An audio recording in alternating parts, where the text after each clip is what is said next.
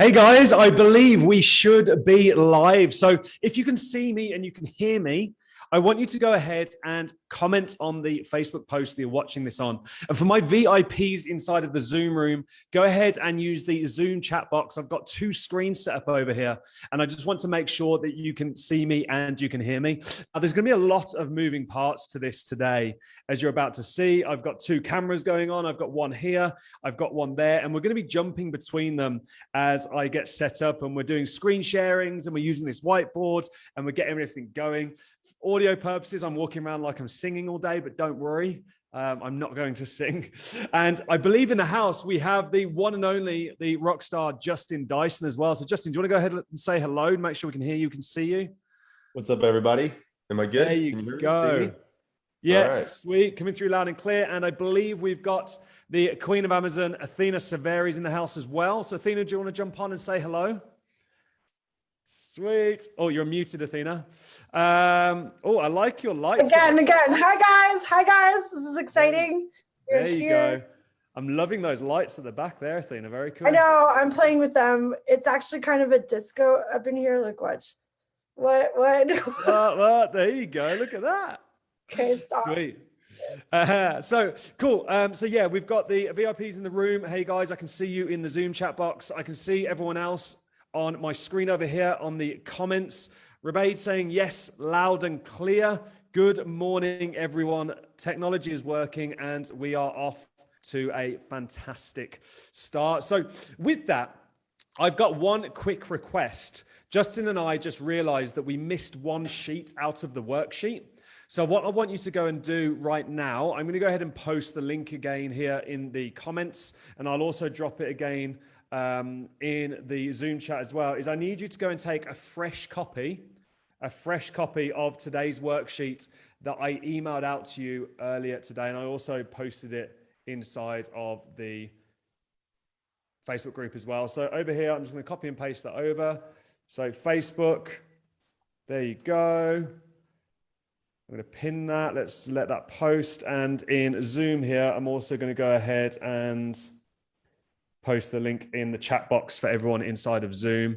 And there you go. And for anyone that was meant to be in Zoom that didn't get a link, email support@titannetwork.com and we will get you added in. So while I'm talking, just go ahead and take a new copy of that worksheet. Now, before we get going, I just want to say how impressed and how much I respect you guys turning out yesterday and turning up to our orientation call.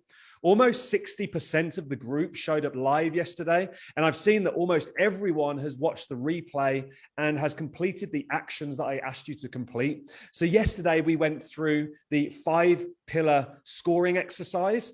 And we also went through calculating your freedom number if you're not yet live in the full-time in the business.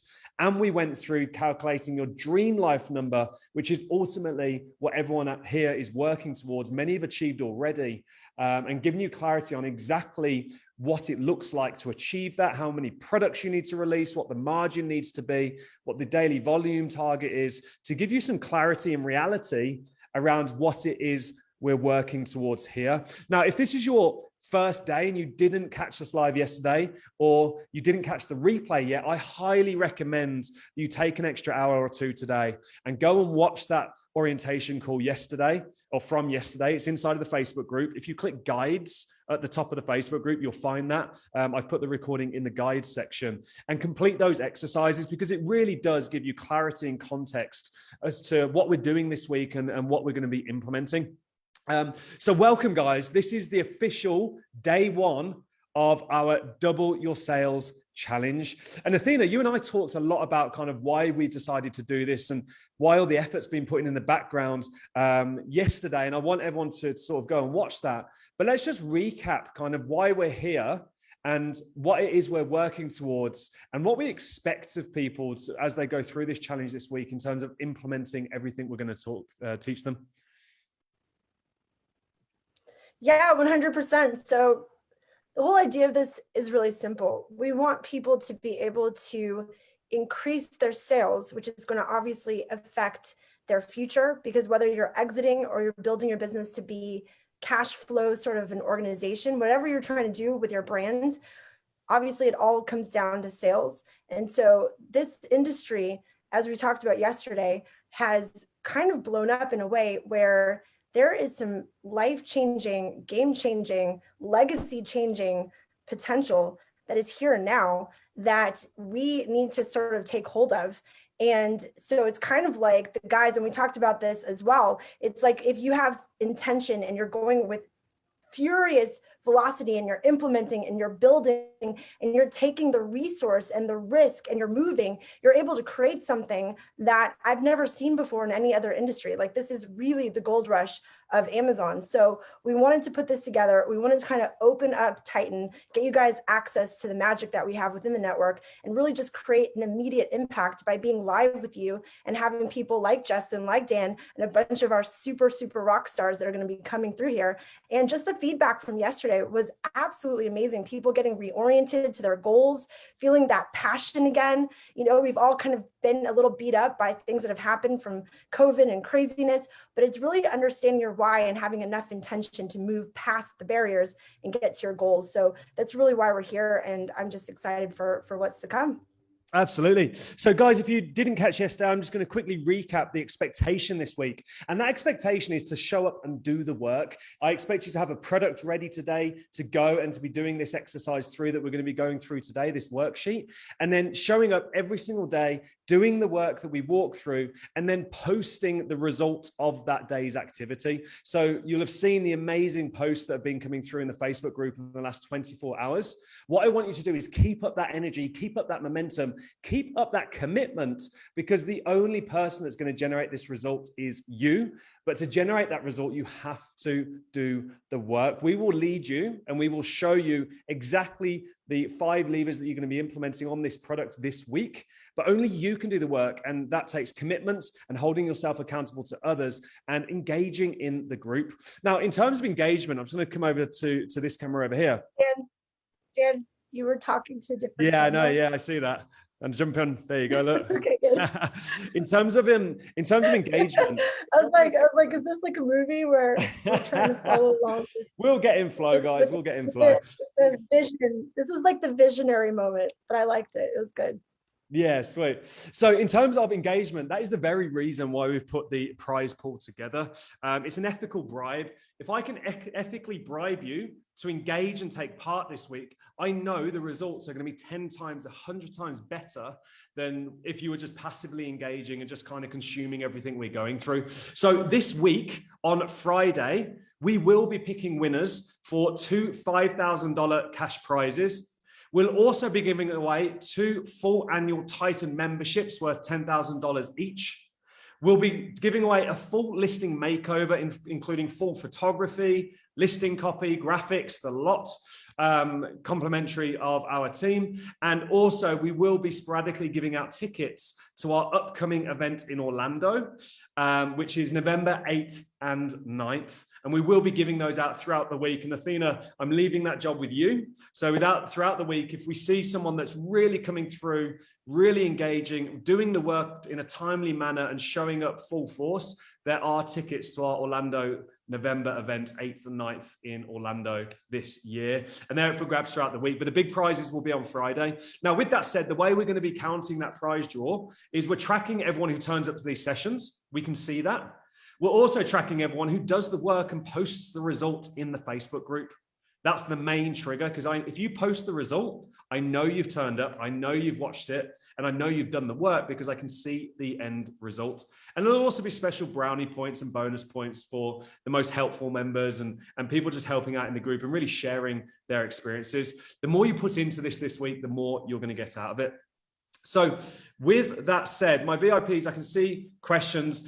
For my VIPs in the Zoom room, I want you to use the Q&A box for any specific questions. Use your chat box to engage, but use the Q&A box for questions. And then I've enabled the voting feature. So there's a little thumbs up. If you press that, you can upvote certain questions. And then at the end, when we close off the live session, we'll go through those questions in real time, myself, Justin, and we'll be answering all those questions off. So go ahead and use that Q&A box as well. And whenever we feel it relevant, we will answer it in real time as well, just to give that feedback immediately for you. So today is day one, and it's all about filling the gap. So I'm just going to go ahead and get my agenda up here, and I'm going to flip over to the other screen. before we get going here. Now, as we get going, who here knows of Justin Dyson, knows how much of a rock star this dude is, and has been on the receiving end of the amazing wisdom and experience and teaching that Justin brings to this industry? Give me a Justin rocks in the comments if you appreciate everything that Justin has brought to Titan. And let's, Athena, you go ahead and read some of those out while I just bring up a slide here. It is like too many for me to read, okay? It's like Martin and Andre and Ismail and Nasir and Jennifer, everyone's saying how much Justin rocks. Tyrone, damn, this is amazing. So rock that dance, Justin. There you go. Yes. So Justin and I actually, I think we met in, was it China? I think we met in China. Yeah, China Magic. And instantly knew this guy was special. Had the brain for Amazon, the lens for Amazon, and was already into 7 figures back then. I'm talking sort of 3-4 years ago, maybe.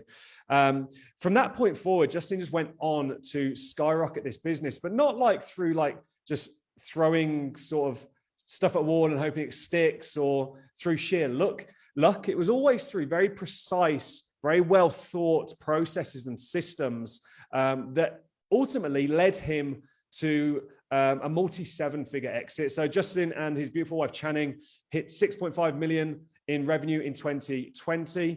And then by September of that year, so by September of 2020, Justin and Channing had a multiple 7-figure exit. And the best thing I love about this, it was done with only 3 employees and 4 contractors, a very lean business, only a couple of hours a day spent in the business.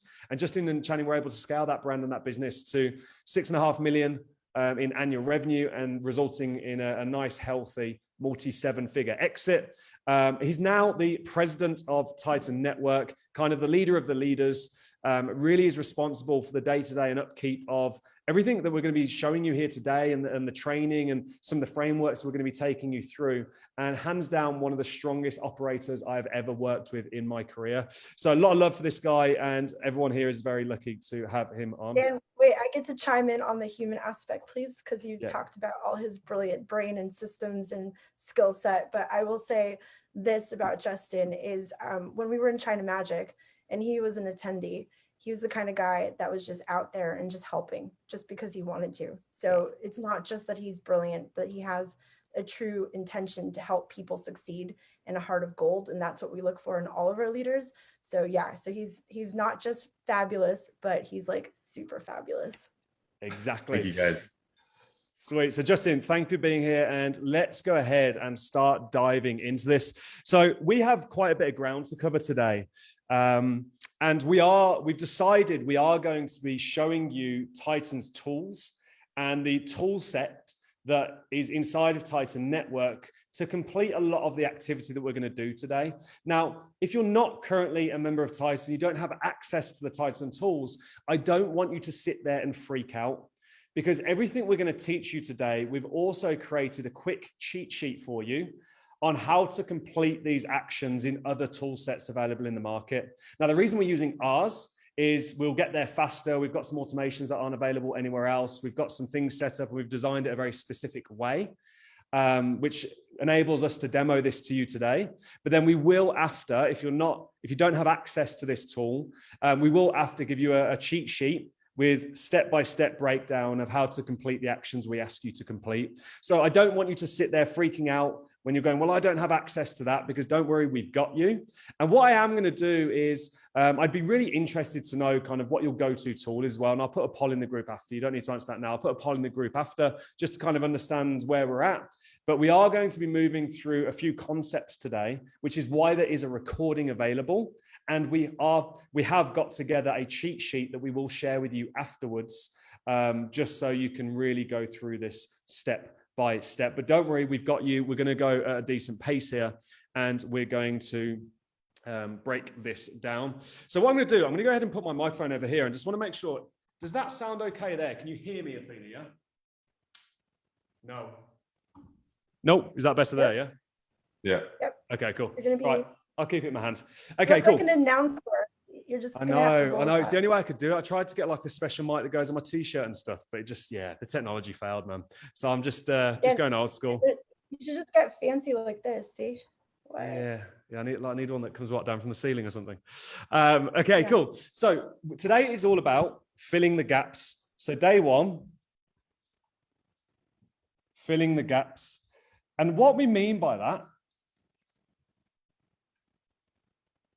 the number one thing that matters on Amazon when generating sales volume or expanding existing products and dominate categories, or even launching a product, the number one thing that matters on Amazon is keywords. Now, the challenge is with this and the historical approach to this in the industry, as it's kind of been a mindset of kind of find the main keyword, find the one that's got the volume, go after that, and Amazon PPC will find all the other ones. The algorithm will kind of figure out, and over time, you'll start showing up for more keywords. And it's kind of been this like mass volume, broad market approach to generating sales on Amazon. Now, most people in the space, most Amazon sellers, what they're doing is they're relying on tools like PPC to go out there and find what keywords work. They're kind of taking this sort of broad to narrow approach. So they're launching here, and then over time, they're optimizing their PPC, they're optimizing their listing, and hopefully sometime down here, getting to a point where they've got their PPC campaigns producing sales at an acceptable ACOS and acceptable TACOs, their products ranked, and they're at the top of Amazon and sales are good.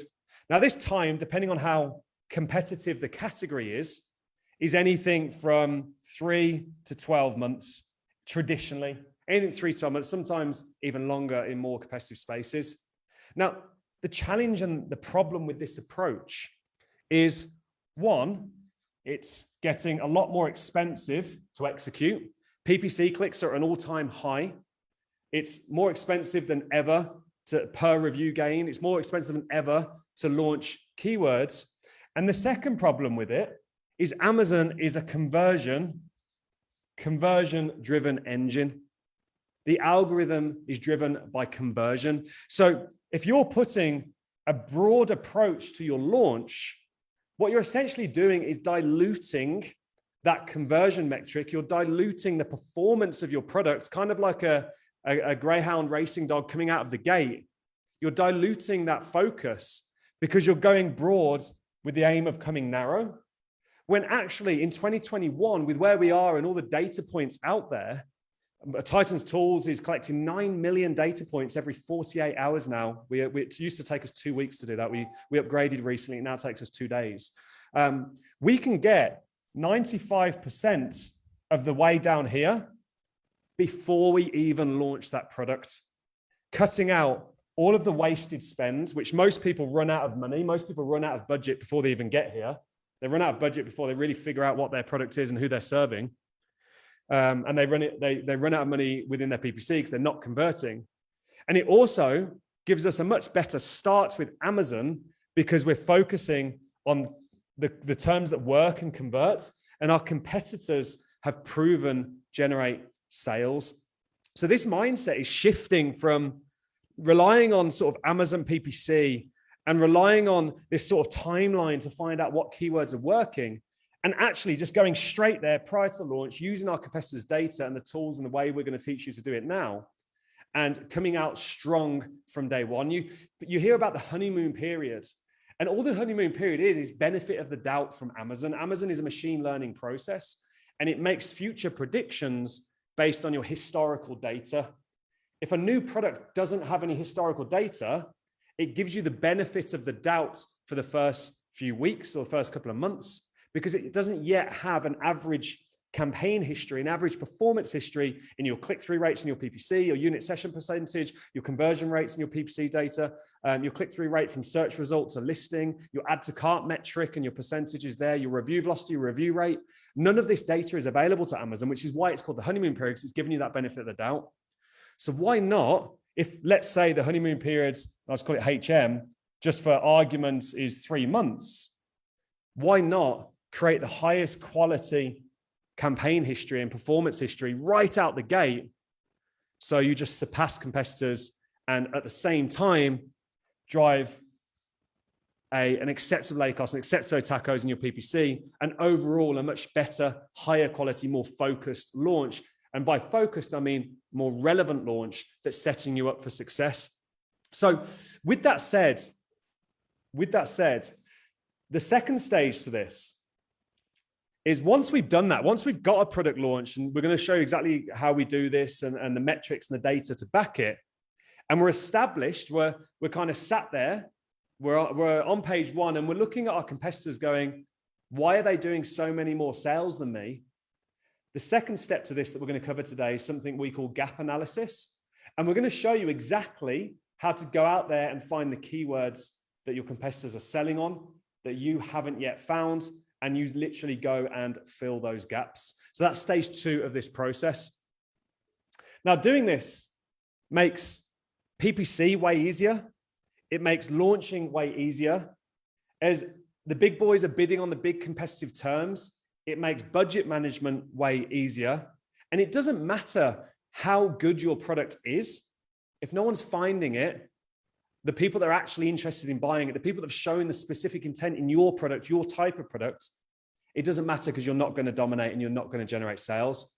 Keywords really are, if you talk about the 80-20 rule, keywords really are the 20% that generate 80% of the results on Amazon. And there is one simple truth and fact to all of this. And we have enough data to back this into the 9 million data points.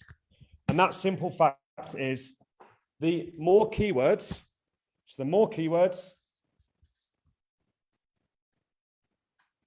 that you show up for, the more keywords you rank for, the more relevant keywords, the more revenue you generate. It's that simple. The more keywords you show for and rank for, the more revenue you will generate. And the data says just that. So what we're going to do now is we're going to jump over onto the laptop. We're going to go through live demonstration. We're going to talk about gathering competitor data, because this research process of generating and harvesting hundreds, potentially thousands of keywords is only as good as the data that you put in. And by data, we mean the competitors that you're modeling. So we're going to start there, and then we're going to walk through how we actually go through harvesting thousands of highly relevant keywords that traditionally you would have probably skipped because most of the industry teaches to ignore everything below 1,000 searches. Think about how much money is being left on the table below that value. And actually, that's where all the high intent search is. All we've got to do is find a few thousand of them and use them to drive these sales. So Justin, is there anything you kind of want to add to that as a setup before we jump over into the demo here? Dan, sorry, really fast. Can you put it on speaker view so that Justin pops up when you want him? Because otherwise they can't see your screen. Cool. There you go. Done. Cool. Yeah, there you go. It's done. So Justin, you're muted, I think there, mate. Yeah, cool. Are we good to go? Yeah, we're good to go, man. All right, sweet. Yeah, man, no, that was a really good job. I think, especially when it comes down to the keywords and which one's the target, honestly, keyword research is hard. It's always been very hard because you have to constantly, you go to Amazon, you look at your competitor titles, and you can only pull out a handful of really good keywords out of that. The rest of those are hidden in the search terms, right? Or subject matter, which is arguably gone now. But most of the time you can't find all of the long tail keywords, and as a result you're stuck doing what everyone else is doing, which is going after keywords that are overpriced and they're just hard to rank for. So we completely basically said screw that approach. There's got to be a better way through this tool, and basically finding out what keywords your competitors are ranking for and making sales on. You can just get all that up front. You don't have to waste money on PPC anymore, just like you said. And it made a huge difference for us. And it's why we were able to continue launching products and scaling products as quickly as we did, because it just made things a lot simpler. And we knew exactly what we were getting before we even started. So yeah, I'll leave it at that. We can dive in whenever you're ready. Yeah, let's go. So what we're going to do now is we're going to jump over, and Justin's going to go ahead and share his screen, and we're going to start going through the live demo. Now, as we go through this again, you are going to get eyes on Titan's tools. For my non-Titan members in the group, discretion is appreciated here. We don't normally show this stuff. And for Titan members in the group, this is going to be a really good refresher. And we've got brand new stuff in here that Justin and I have been working on this last couple of weeks that I think is going to, for our bigger members, group 3 and 4, this is going to give you an instant answer to how do I get more cash off the table for products that are doing well but could be doing better. So I think, Justin, let's just open your screen up and let's dive into the demo. And as I said, don't freak out when you're thinking, I haven't got access to this tool. We're going to break down afterwards exactly how to do this using other tools, and we'll give you a quick cheat sheet on that. But it's faster and easier for us to demonstrate in the tool we built to do this. So that's why we're going to go ahead and use the Titan tool set here today. All right, beautiful. So can you see my screen? I can indeed. All right, perfect. So, all right, guys. So like Dan had mentioned, when you're finding keywords, the only way you can really do this well is if you have good data. And by data, we're talking about competitor data. So in order to get started, the first thing we're going to do is basically run through an exercise to figure out, okay, which competitors do I want to take their data from? Okay, because what is eventually going to happen is we're going to look through these results. We're going to find the competitors that we want to basically mimic, and we're going to run a reverse ASIN search on those competitors to find out what keywords they rank for. So keep that in the back of your mind. But I want to run through this analysis because if you do this wrong, the keyword data you get is going to be irrelevant or unusable. And so that kind of defeats the purpose, right? So to give you an example, in this first example, what we are going to do is we're going to assume this is your product. Okay, we're going to assume you're selling this, glass food storage containers, they have bamboo lids. And let's say it's this 5-pack with multiple sizes, whatever. Okay, we're going to assume this is the product. All right, so we need to go out and we need to find all of the top sellers who sell something very similar. So what we would typically do historically is say, okay, glass storage containers, this is going to be a very high volume keyword. But as you can find out right away, if I sell the ones with the bamboo lids, they don't show up anywhere in here, right? Which means these competitors, although, oops, there is one, cool. But for the vast majority of the people on this page, they aren't selling what I sell. And so the data you get is going to be irrelevant. It's not going to be useful, okay? So that being said, what I want you guys to first do when you go to Amazon, instead of typing in, the best or like the highest volume keyword, okay, you need to pick a keyword where the results are going to show products most similar to yours. So in this example, you would do the same thing, glass containers, but instead of, glass storage containers, it would do glass containers with bamboo lids. And this keyword actually still has very good volume. Like if we run the tool to estimate, the search volume, it's still got 6,000 searches a month. That's plenty enough to ensure we get top sellers on this keyword. So the first thing that I want to do, whoops, I clicked the ad, back up. All right, so the first thing that we want to do is we need to dial this down into the top 10 competitors that we want to pull their data from. So in order to do this, I'm going to use this tool called Atlas. This is one of the Titan tools that we have built strictly for this purpose, and then product research and a few other things. I'm going to let it load really quick since I accidentally clicked off the page. It's going to have to start over. But the first thing that we're going to do is we're going to eliminate as many results as possible. So as you can see, this is showing 48 out of 60 results that are on this page. We only need 10, right? 10 to 20 in that range. But in the tool that I'm going to show you, we're going to only use 10. So as this loads, I'm going to toggle over here to image view, because this is going to allow me to really hone in on, okay, is this like my product or is it not? So the one key point that I really want to drive home here is buyer intention is everything when it comes to eliminating the competitors that are on this page, okay? So if you're selling this model here, right? They're tall, cylindrical glass containers, bamboo lids, varying sizes, okay? Then just because this is also, this one here, this one is also a glass container with bamboo lids, the buyer intention is not the same. You put dry goods in this one, you are probably putting, leftovers in this one and putting it in the refrigerator. These probably go on your countertop or in the pantry. All right. So the buyer intention is not the same. So right out of the gate, I'm looking to eliminate things, and I'm going to go ahead and eliminate everything that is basically not tall and cylindrical. Even stuff like this, where it's, you know, showing shorter 3-pack, not really what I'm after either. So I'm going to go ahead and eliminate these and just try to eliminate as much as I possibly can. And then I'll go through another kind of scenario here. So another option is look at count. Okay, so if we're looking at, you know, a 5-pack here, okay, a 4-pack is reasonable, a 6-pack is reasonable, but a 2-pack, no, that's buyer intention's not the same either. Neither is a 1-pack. So we would just continue to go through and eliminate. And these are also really small. I think these are, oh, there was the other one that was really small, but these are, I'd already done this. So I know these are also too small, right? So again, the buyer intention is not the same. We don't want to run with those. There's too many in this one, going to get rid of that. So you guys kind of see the point, right? You're going through here and you're trying to eliminate as many results as you possibly can until you get about 10 results left that are pretty close to what you're selling. So if I quickly, I'll try to do this very quickly. I'll probably end up missing some, but I'm going to try to quickly eliminate all of the products that are not going to give me good data. Because if I pull in any of these competitors who have products that are too far away from what I'm selling, what eventually happens is when you're looking through the keyword research, what you're going to find is a bunch of keywords that you don't actually want to rank for. And you don't want to sell against those because you won't convert. Okay, so I've got it down to about 20.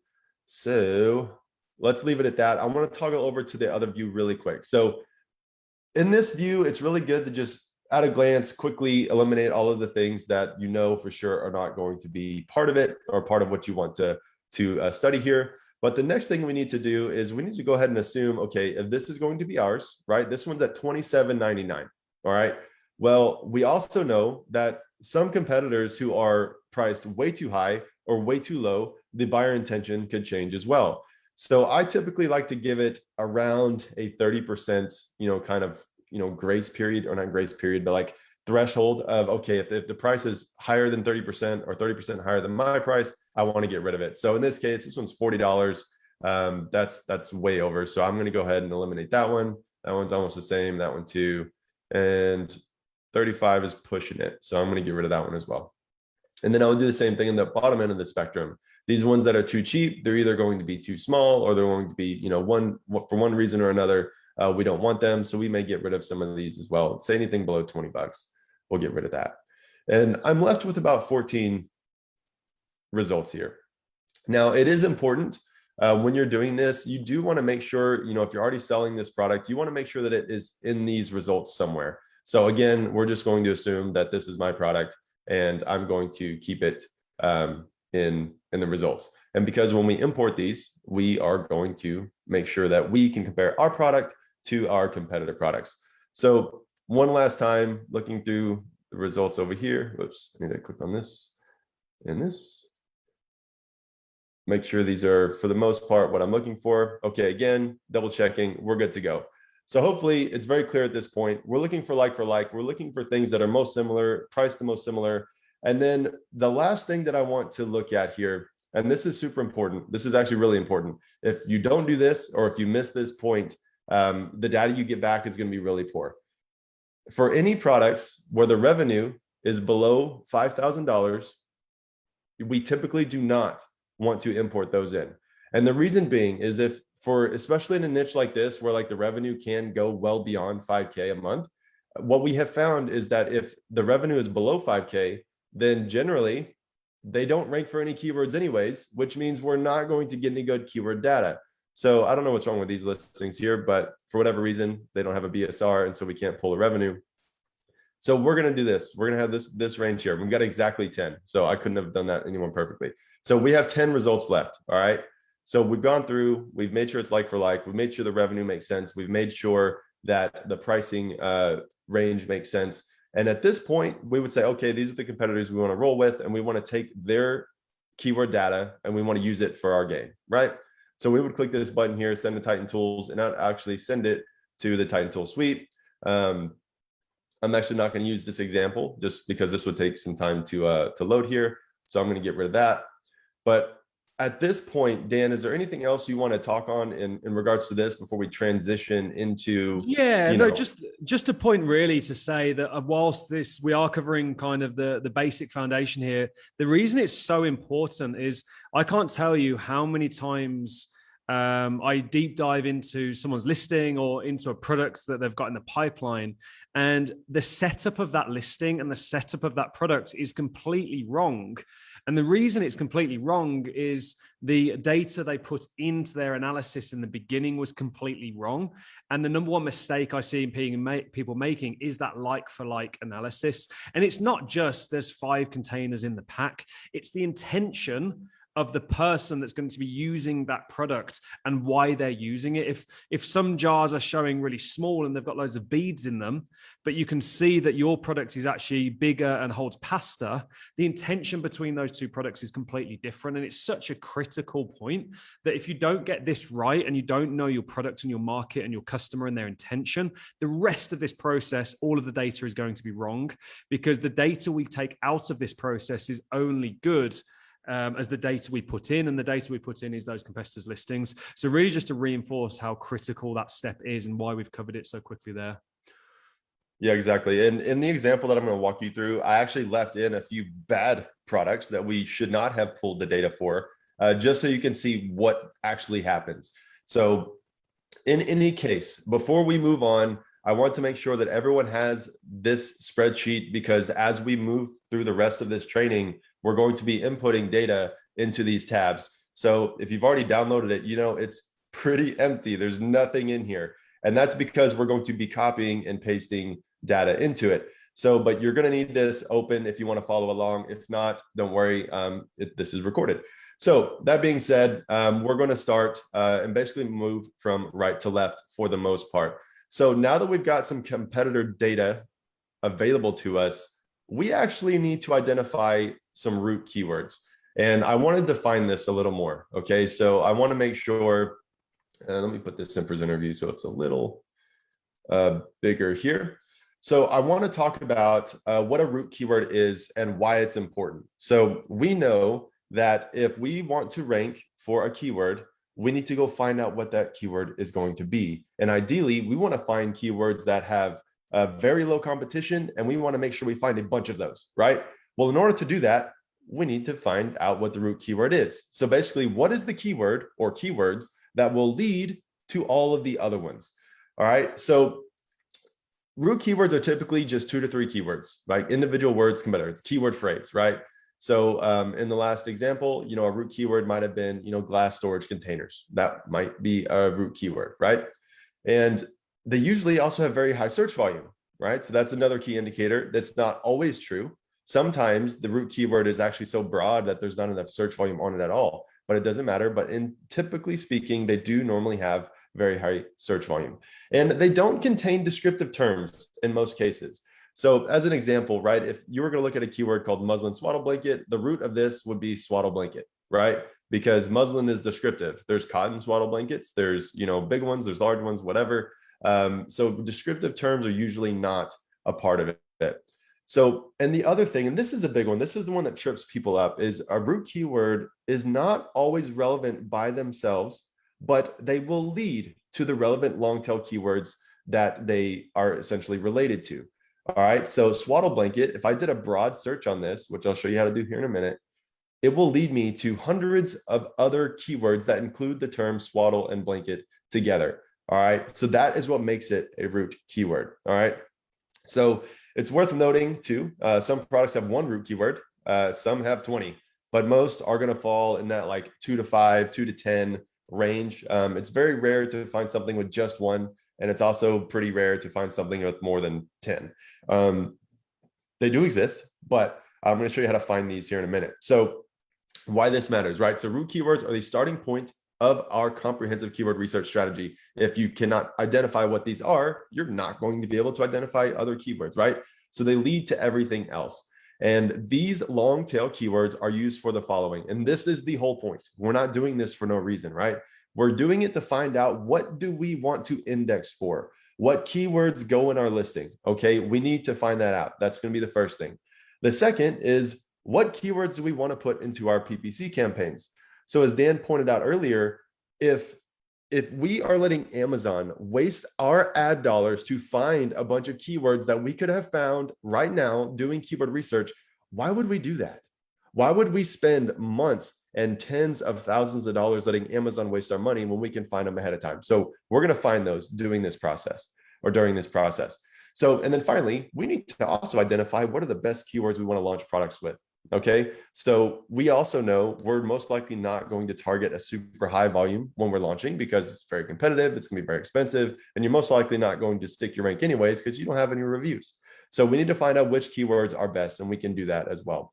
So again, as we kind of pointed out earlier, or Dan mentioned earlier, we are trying to make the same amount or more sales with less reviews. And again, that is done simply by ranking for more keywords that are relevant and are going to convert.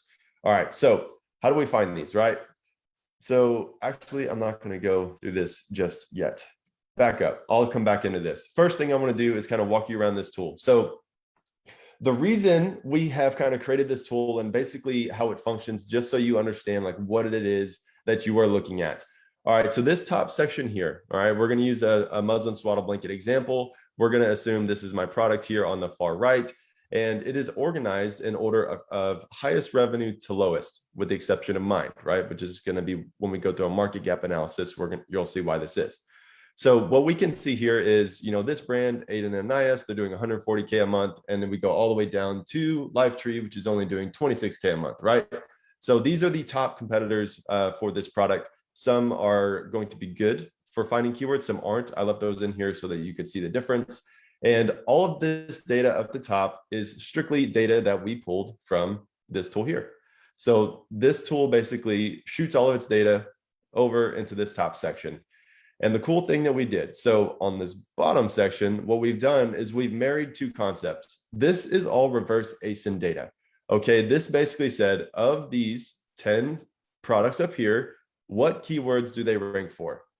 All right. And not only do they have to rank for it, it also has to be relevant, right? So there's technically, for these 10 products, there's probably 30,000 total keywords that they have ranked for at some point in their, life cycle. We don't care about all of the ones overall time. We want to know, what are they ranking for right now and how relevant are they? So in this particular example, we have just under 8,000 total keywords. And I do not want to have to manually search through all 8,000 keywords to find out what's relevant. So what we're going to do is basically pull out whatever the root keywords are in this set of 8,000, and then we're going to search those specific keywords to find the keywords that we actually want to rank for and then that we want to make sales on. So all that being said, hopefully it's clear. At the top is just product sales data. Things that you would get from Atlas, or X-Ray would be a comparable tool, or Jungle Scout, right? This is basically data from there. And then below, we have a reverse ASIN search. So, all right, we need to find a root keyword. And I'm going to show you the cool, fast, easy way to do this. And then I'm going to show you a manual way for if you don't have access to this. So we have this little button here called Find Root Keywords. You click it, and it will search through everything and find all the root keywords for you. So instead of 8,000 results, we now have 21. Now, it's worth noting, there's obviously logic behind this to pull out which keywords it deems to be a root keyword, but we're not done. Okay, we do need to dissect this a little bit, and we do need to make sure that, okay, these are actually relevant, because like I told you earlier, if these competitors at the top are not really good comparisons to your product, you're going to get keywords down here that are also not ideal or comparable to your product. So let's quickly walk through this, and I'm going to give you kind of like my lens of like why I'm picking, one keyword over another. So first things to note, you have to understand how your product functions, right? If this is my product, it is a muslin swaddle blanket for girls. There's looks like there's flowers on this. There's pink stripes, and then looks like there's more flowers. Okay. This is very clearly intended for a baby girl. Okay.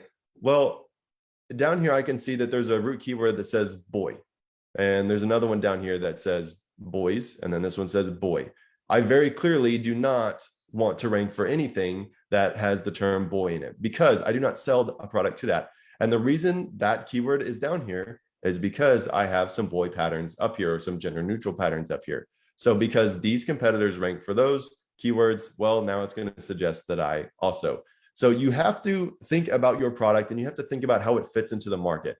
So I'm not going to go through the entire process of like how I would go through every single one, but right out of the gate, I can see, you know, Muslim swaddle. Technically, this is a typo. However, Muslim is actually a real word. So it's not going to be auto-corrected by Amazon. I'm going to include this as a root keyword. It won't find that many keywords. That's okay, but I'm going to still run with it. Muslim blanket, same thing. It's literally the same logic there. Linen baby blanket. This would not apply because this is a descriptive term, linen. And if we actually look through this, you'll see baby blankets here. You'll see baby blanket again, blanket baby, another baby blanket. So clearly all of these ones with descriptive words, these are pulled in for another reason, but we are not going to run with that. In fact, the term that we would actually want to include as a root keyword is baby blanket. Okay, so as you can see, this tool really hyper focuses, you know, the 8,000 results down to 21, but you have to look at it from the lens of what is the buyer intention of my product and what keywords do I want to target. Now, I'm going to fast forward a little bit just so you can see what the end result should look like. So I've already got a keyword set saved with all the root keywords that I specifically am going to target. And I'm going to walk through or explain why I picked each one. So Muslim blanket, we've already talked about that one. Swaddling blanket. So the reason this one's here, even though we have the word swaddle down here, is because swaddling is obviously slightly different. If it was swaddles blanket or something, then it would be, you know, okay, and we could have just rolled with this, but we're still going to roll with this one. So swaddling blanket counts. Musliminus para bibi. I don't speak Spanish. I'm totally butchering that, but this shows up. And the reason I left this is because it is also important to realize if you're not targeting keywords especially in Spanish, you are leaving money on the table. If you don't have Spanish keywords in your listing, if you sell in the US, I'm sorry, not in your listing, but especially in your PPC, you're leaving money on the table. So I left this one in here for that reason. Now, earlier I said, you know, a root keyword is usually 2 to 3 words, but I have 2 in here that are a single word. And this goes back to understanding and knowing your niche. Okay. Swaddle blankets are also just called swaddles. That's a single word. So I can use just the word swaddle and the buyer intention is still the same. Okay. Same with muslin. They also call them muslins. I don't know why. That's just what they do. So that is the reason you see some single words here. So it's very good to like be able to have this data, but you have to put the lens on knowing your niche and understanding what is being done. So, okay, that's how we find a root keyword using our tool. I want to give you a manual way to do this so that you could actually do this in any tool if you wanted to. So let me go back here. So how do we find root keywords using our own filter instead of, you know, using just a one-click option? So what I would recommend when you've downloaded a reverse ASIN, you know, report, which you can do in Helium 10, you go to Cerebro, you run that report, you just import the 10 ASINs that we just imported into our Titan tool there, and you run that, and then you're going to download all of the data into a spreadsheet, right? And you're going to apply these filters. So you only want to see keywords where the search volume is over 500. The relevancy is greater than 3, which relevancy just means that there's at least 3 competitors ranked for it. Okay, so if you imported 10 competitors, at least 3 of them rank for it. Okay, that's important because if it's lower than that, the data is usually a little skewed, which I'll show you more about here in a second. You also have word count. So again, like I said, they're typically 2 to 3 words, so word count less than 4. All right, so this would be kind of one option. You would run this filter on the data that you get from whatever tool you're using, and it would basically spit out results. And you would do just what I have just gone through. You look through them and then really highlight and find the root keywords that are going to lead to all of the others. And then a second option, and the reason we have 2 is like, you know, sometimes you may not find that many here, or maybe you're finding stuff that's just not really relevant. And so we would have another option, and it's very similar, but you would do something like search volume is greater than 500. The best ASIN is ranked in position less than 4. The average rank of all of the competitors on that keyword is less than 80, and maybe the word count again is less than 4. So these are just some different options that are available to you, and so that it's very clear. I think I have one more slide here. Hold on, I'm going to show you this one. So last and final comment on root keywords. It's very hard to describe what it is they are, but all of these, so on the left hand side here, it's a bunch of taco holder related keywords. And on the right, it's a bunch of taco tray related keywords. So just so it's very clear, the root keyword is simply the keyword that just is contained in all of the other long tail keywords. It doesn't matter what the search volume is for all of these other long tails. They all happen to have, you know, I didn't realize it's middle S shape. That's cool. They all happen to have the same taco holder root as part of the keyword phrase. So hopefully that's very clear at this point. Root keywords help you find everything else. And now I want to show you how to do that. But before we move on to that, so what I would highly suggest you do, and the reason you have this, whoops, that's the one I've already filled out. The reason you have this template here is we need to actually copy this stuff over. Okay, so what I would recommend, whatever tool you're using, take the data. So if these are the 7 root keywords that I want to use, I would, you know, export these and I would copy them over onto my root keywords tab. Okay, so when you're done, it should look something similar to this. All right, so this allows you to basically share this with employees or, you know, your PPC person if they're a contractor, and you can give them all of this data. So the reason we're pulling it out of the tool is so that you can simply use it and share it, and it becomes, and you'll see how we use it later on. So that's the first step. You now have a root keywords list for your product. Congratulations. You're one step closer to finding out where all the gold is. Now, the next part of this is going to be finding all of the keywords where you can actually make money. Because at the end of the day, I don't actually want to rank for most of these, right? It'd be super cool if I did. Some of them have very high search volume, but they're too competitive and it's going to cost me a bunch of money. So I don't necessarily want to do that. And Justin, I think that's the mistake that we see made when I was talking about kind of the broad to the narrow focus. Everyone thinks that I've just done my keyword research. They're my root keywords, or my main keywords, as many people call them. They're the keywords that I ultimately need to rank for. But that's the complete wrong view when you take a conversion focus at these terms, because these are the big, broad intent competitive terms that can serve a million different product intentions and are silly expensive in PPC. Click-through rates are low, conversion rates are low because the intent behind the search is so broad. But we need to find them to seed the rest of our research to find those longer tail terms. So does everyone understand that? Give me a yes, I understand in the comments or the chat box in Zoom if that makes sense. So we have to identify these root keywords to understand where the starting point is, to then go and find the money keywords, which we call the long tail keywords, which is where the actual money is going to be made, because we're able to compete on those keywords, but we're not able to compete on these root keywords that everyone else is trying to compete on. And everyone's saying, yeah, got it. Awesome. Good job, Justin. It's making sense, man. Perfect. Okay. So now we need to actually find the keywords that are going to make us money. All right. And the next part of this, and I need you to unlearn whatever you have learned about search volume. Okay. Yes, we do want to rank for keywords where the search volume is high. Yes, we do want to do that. But there are so many keywords that have, or the search volume is certainly less than 1,000, but it will even say that it's less than 100.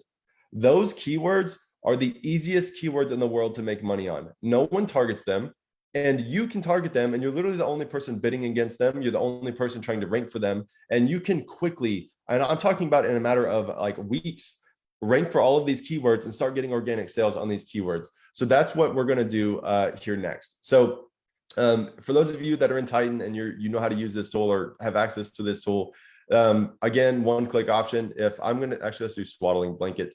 What you can do, you highlight it, you click bulk actions, and then do show broad matches. And what this is going to do is going to show you every single keyword that includes the term swaddling and blanket in any order. Okay. And that was basically going to show you all of the long tail versions that are available. Now, for those of you that don't have access to this, I want to give you the option as well. So Helium 10, they also in Cerebro have a keyword phrase, you know, kind of like inclusion and exclusion option. You can also do it in the Excel download.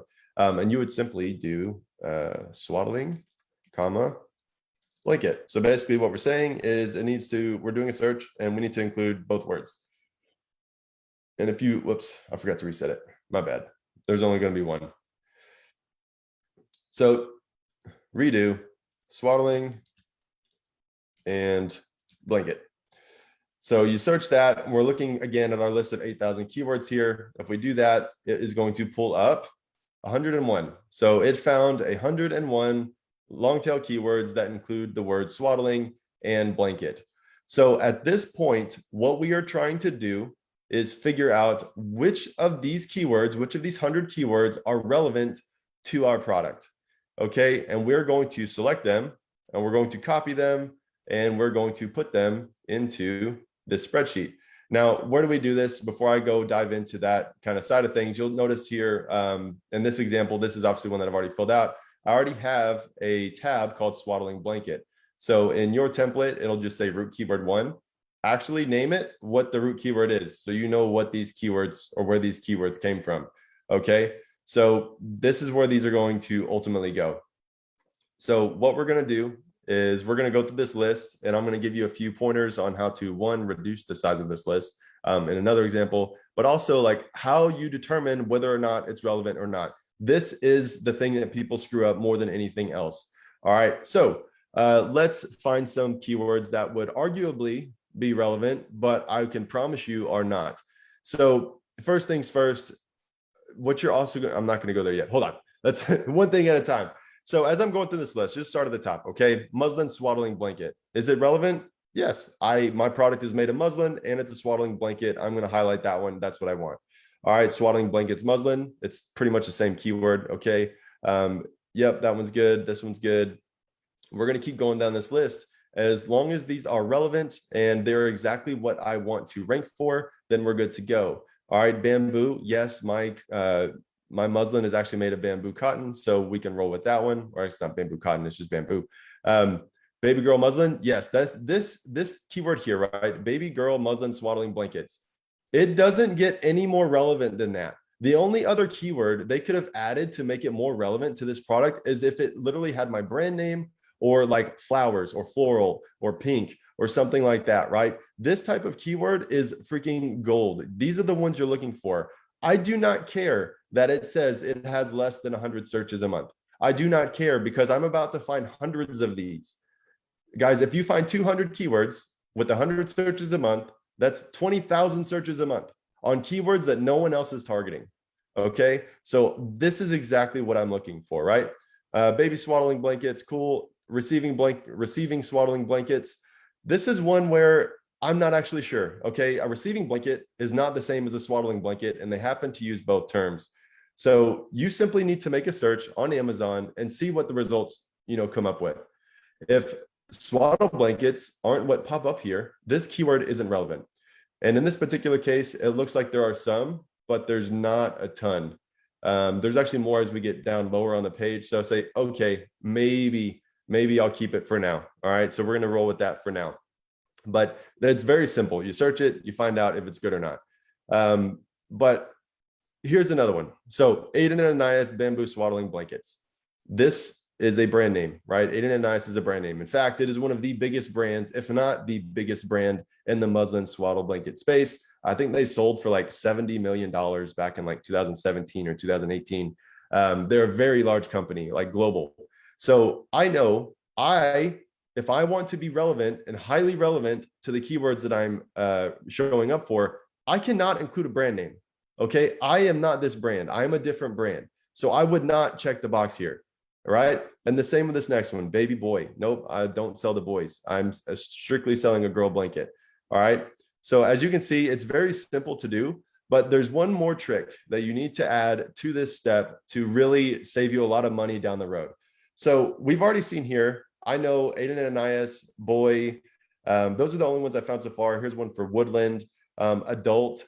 Okay, these are keywords that I don't ever want to show up for. When we historically, like what you've been taught is when you're doing your keyword research, you should only search for things you want to keep. Well, we also need to keep the things that we don't want to show up for. And the reason we want to do that is because if you can notate from the get-go in your PPC campaigns that you never want to show up for the term boy or Aden and Anais or woodland, then you never have to spend a dime on those keywords.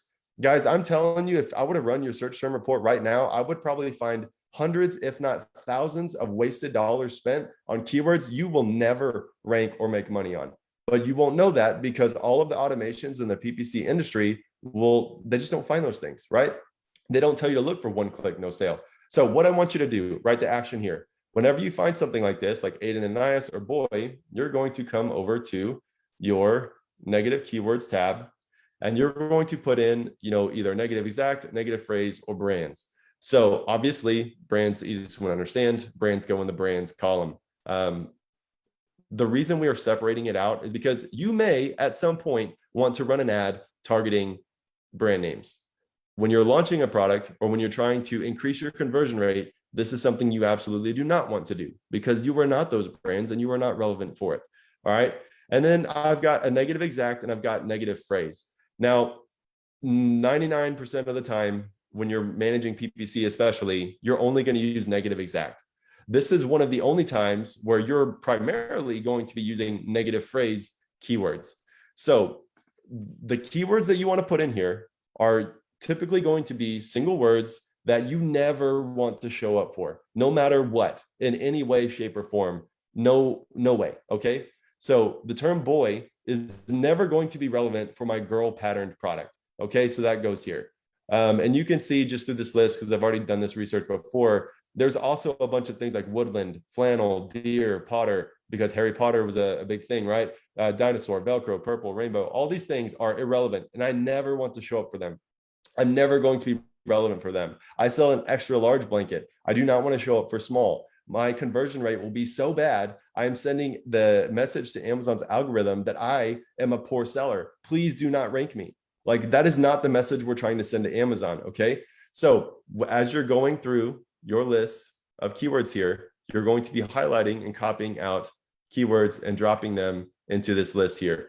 And whenever you're creating your PPC campaigns, you negative phrase match all of these, and you will never have to spend a single penny wasted on these keywords. Okay. You will never spend a dime. When we started doing this, when I first ran the report, we were spending about $100,000 a month on PPC.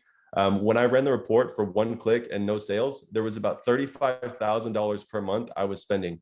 Now, obviously, not all of those keywords are going to be irrelevant, but what I found was $15,000 to $20,000 a month I was wasting on keywords just like this. The reason they weren't caught is because they weren't 10 clicks with no sale. It was 1 or 2 a month, but there were thousands of them. Okay, thousands. So you want to find and identify these during keyword research. So I know I've gone on a tangent too long on this, but it's super important, guys. It's how you save money. It's how you prevent wasted ad spend. So the ultimate goal here, just to summarize this, you have this root keyword, you've done a broad search on it.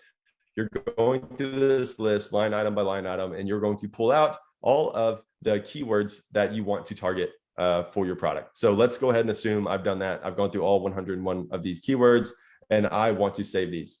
So in your tool or whatever it is you're doing, you would click bulk actions and then add to keyword set. And then you would add these keywords to a keyword set.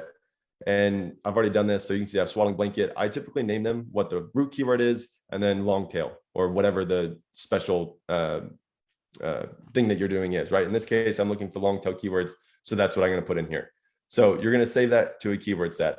You're going to export that keyword set and you drop it here, right? That's the whole point of this template. And that's step 1. Okay. Now you're going to repeat this over and over and over with every single root keyword.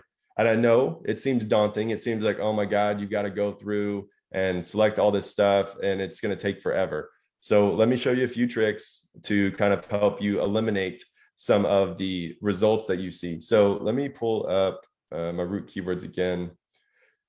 And I believe the keyword I want to do this on is going to be, let's do baby blanket. So this is by far going to be the most broad keyword that I could actually do this on, right? So if I look at the broad matches, there's probably going to be a ridiculous number that I really don't want to go through, but I'm going to show you how to quickly eliminate a lot of them up front. So, all right, 1,800 results. I am not asking you to go sort through all 1,800 results line item by line item. You can, and you'll be incredibly thorough, and you will find almost 100% of the keywords you ever could possibly want to rank for. But that's not really a good idea, right? It's going to take too much time. So you have these filters, right? And you can apply these filters in your spreadsheet as well. these things, these columns do exist in some of the spreadsheets that you can download from Cerebro or whatever tool you're using. But if we have just identified this negative keywords list, I could actually probably just copy all of these and put them in there, and it would eliminate a lot of the results, right? So you can use something like, what's it called? Frankenstein, right? If you're using helium-10, you could use something like that, and you would add a comma, no space. Okay, so basically all I've done is I've taken that list of all of those keywords that I never want to show up for ever, no matter what. I don't need to look at them again. All right, so I'm going to copy those keywords only, and I'm going to come back into the tool. I'm going to put it in this exclude tab here. All right, and I started with 1,800 or 1,851 results. Click apply, and I can reduce this quite a bit. Okay, let it load for a minute, let it process. All right, so I eliminated about 800 results. All right, just under 800. All right, so that is very easy to do. All right, so once you've established some keywords that you know you never want to show up for, you can quickly eliminate that. And I want to just really highlight again, I eliminated 800 results in here that would have otherwise shown up in my auto broad or phrase campaigns. Okay, but because I'm saving them to this list and I'm going to negative match those in my PPC, I'll never waste that money on all 800 of those keywords. Now, what else? Okay, so what we also know, and we know this across the board, relevancy is a big deal. So basically relevancy is saying, you know, this has a relevancy score of 9. All right, so that means 9 of these 10 competitors are ranked on page 1. Okay, so you can see everyone's on page 1 with the exception of this one here. Okay, that, all right, is the reason it's a score of 9. Now, what we also know is if we reverse this order and we make it least relevant to most relevant, we could probably eliminate a whole lot of results simply because there are going to be keywords here that aren't relevant at all, right?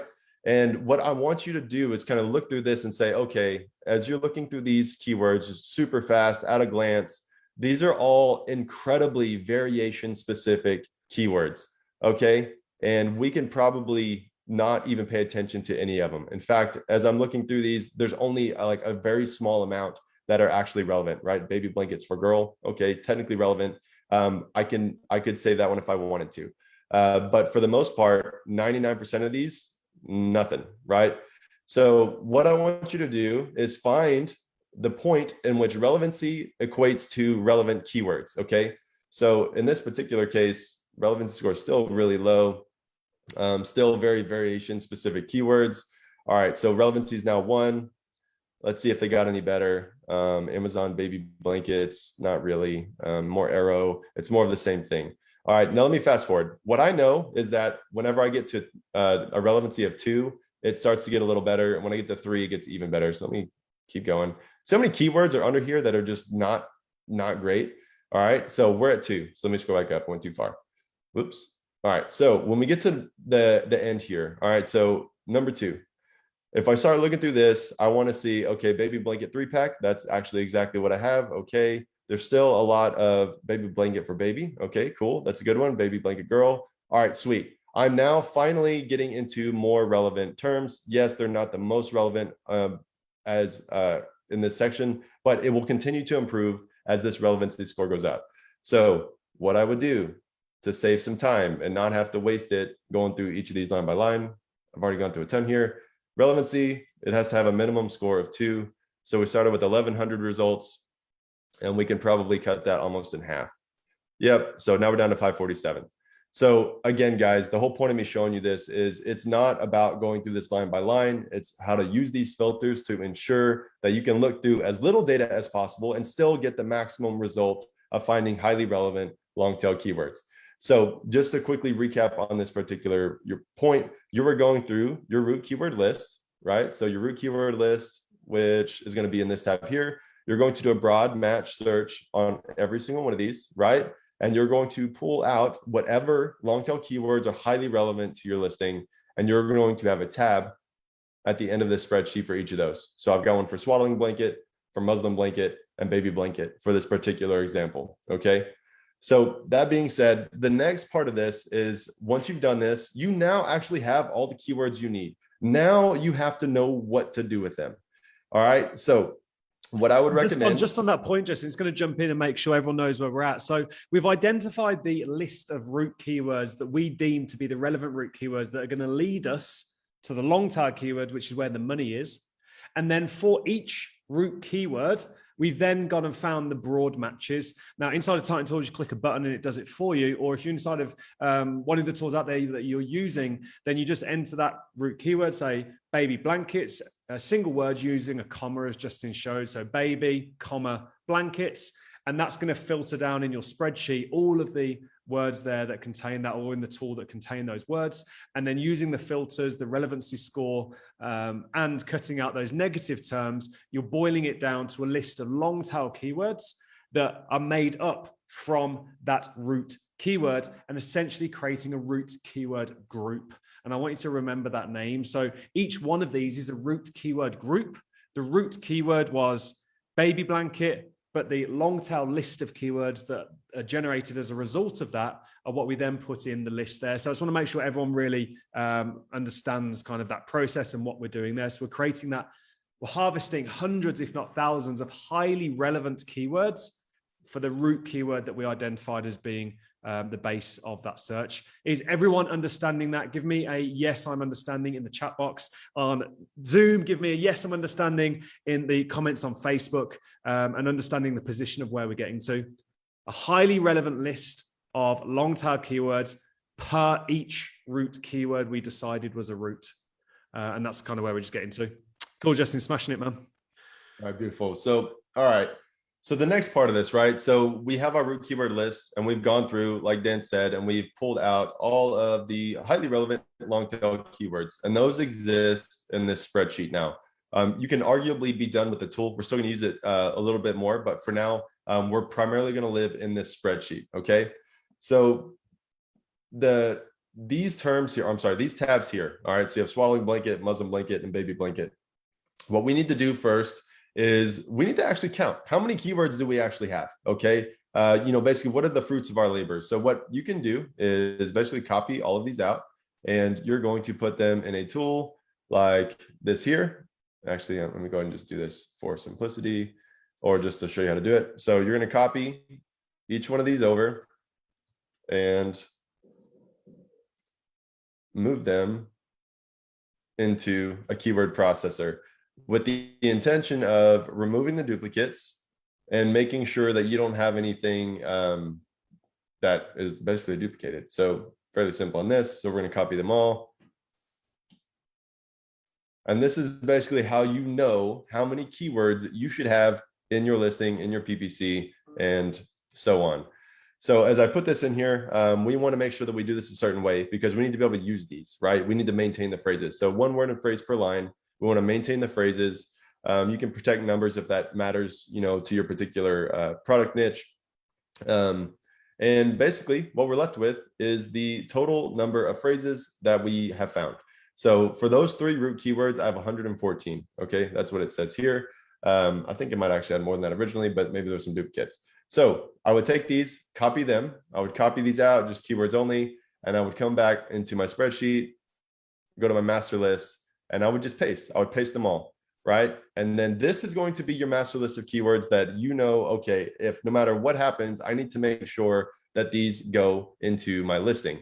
All right. Now, obviously, there are way too many words here to fit into a listing, right? While yes, there's about 114 or whatever it was keywords, we're not going to be able to put all of the phrases in our listing, right? There's just not enough room without it looking incredibly keyword stuffed, right? Like, could you imagine writing copy? It says, try our baby swaddling blankets for girls because baby swaddling blankets muslin is great, right? Like, that would be terrible copy. So we can't do that. How do we get all of these into our listing? Okay, because if you're not indexing for them, you can't organically rank for them, which is a big problem and defeats the purpose. So once you have your master list, you can take it again. And in fact, you can actually just use the same tool here. And this time we actually don't want to maintain phrases. All right. We're creating a single words list. All right.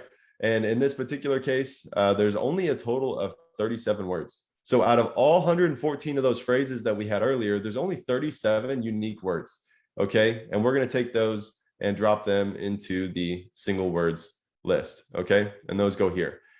what I want you to understand is the single words here are the ones that absolutely need to go into your listing, or you will not index for them. Okay, unless you've managed to run a bunch of PPC ads against it, and finally Amazon said, okay, you can index.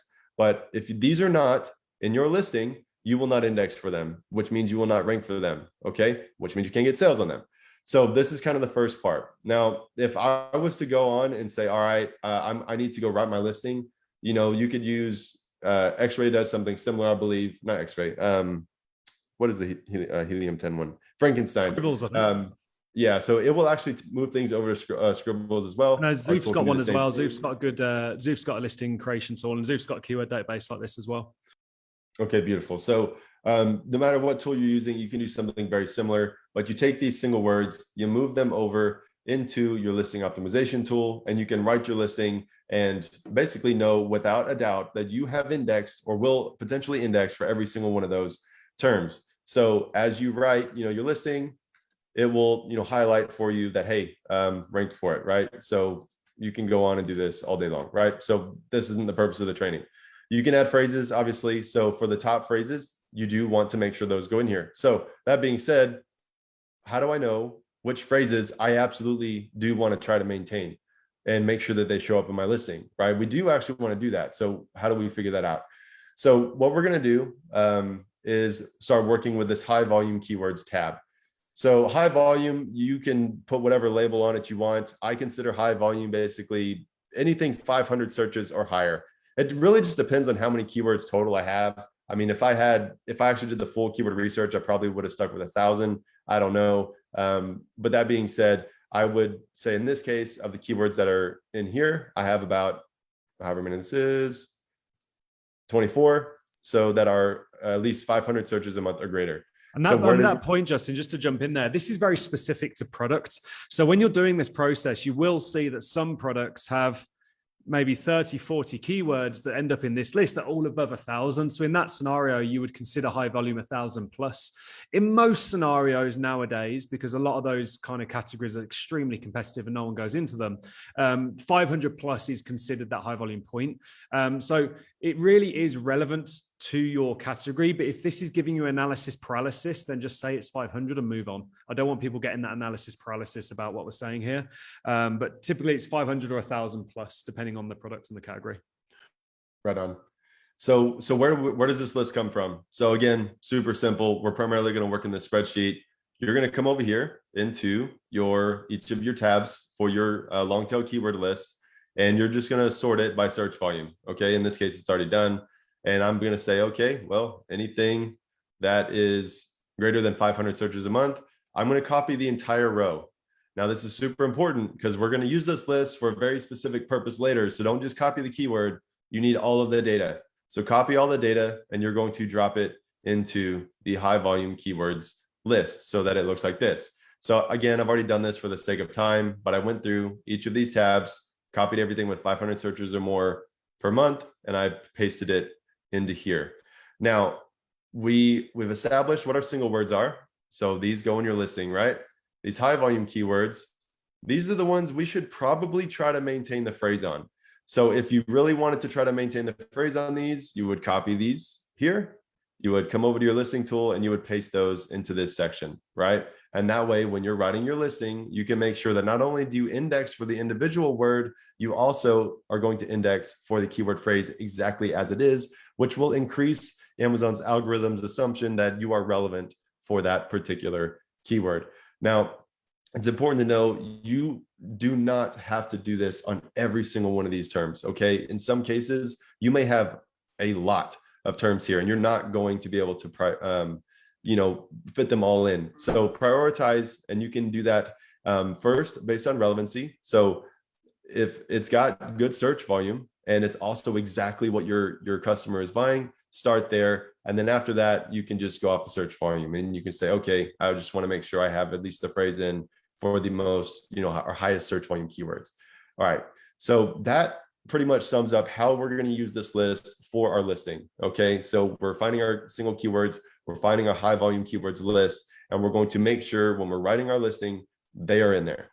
So the next thing that we need to figure out, like I said earlier when I was looking at the slideshow, is we also need to use or figure out what keywords we're going to use for our launch, right? Which keywords do we want to target? How do I know what those are going to be? So the reason I told you to make sure you copy all this data in here into this high volume keywords tab is because generally speaking, you're going to be targeting during your launch higher volume keywords. Yours by no means are going to be targeting the highest volume keyword, but you do want to target things that, you know, have some decent volume, because if you rank for it, you need to get some organic sessions coming in so that you can actually make some organic sales, which reduces the amount of time you need to launch, and you get better keyword ranking and all these things. So that being said, you see I've got some stuff colored here and highlighted here. So what I don't want to dive too far into this. I know we're primarily focusing on keyword research, but the reason I had you make this list, when I am selecting which keywords that I want to target during my launch, I typically go for a lower, medium, and higher volume keyword. Sometimes I may go for just 3 medium. Sometimes I may go for some or just 3 lower volume keywords if I'm in a very competitive, you know, product or niche. But I'm always trying to make sure that they somewhat overlap. So you'll notice that in each of these colors, so in the blue ones here, they all have the same root keyword of baby blanket. Okay. I am not trying to rank for baby blanket right now. I will want to do that, you know, in 3 months, 6 months, a year, when I actually have, you know, hundreds or thousands of reviews. Okay. So I'm thinking long-term, where am I trying to go?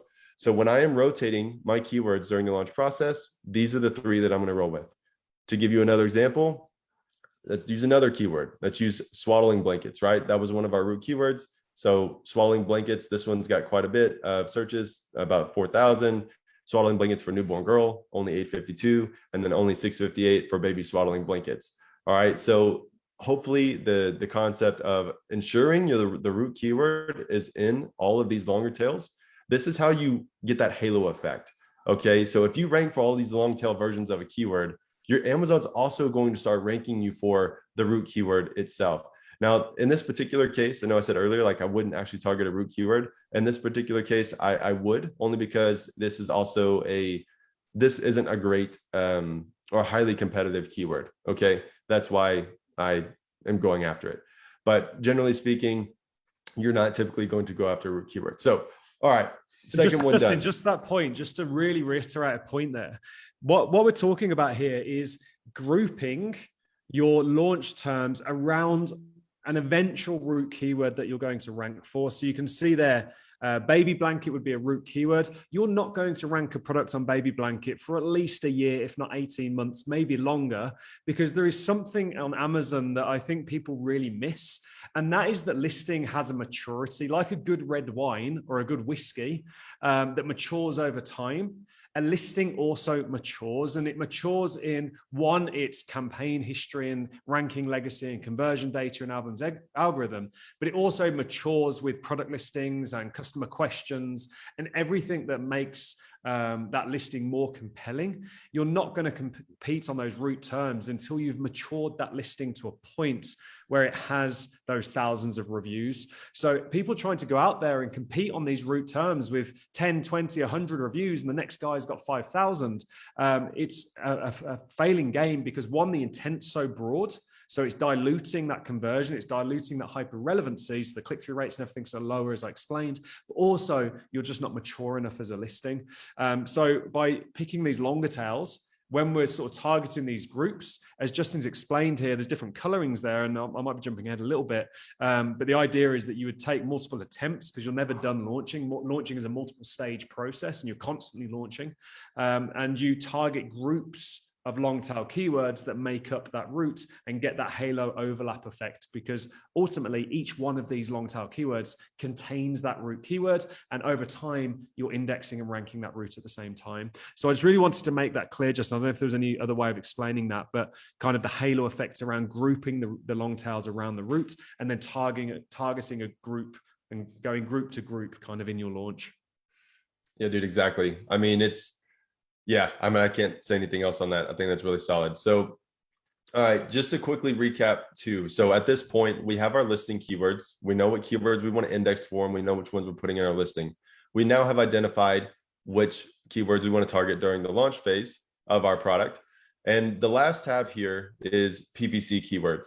Now, PPC is going to have its own day. That's obviously a big animal, and we want to make sure there's time dedicated or enough time dedicated to that.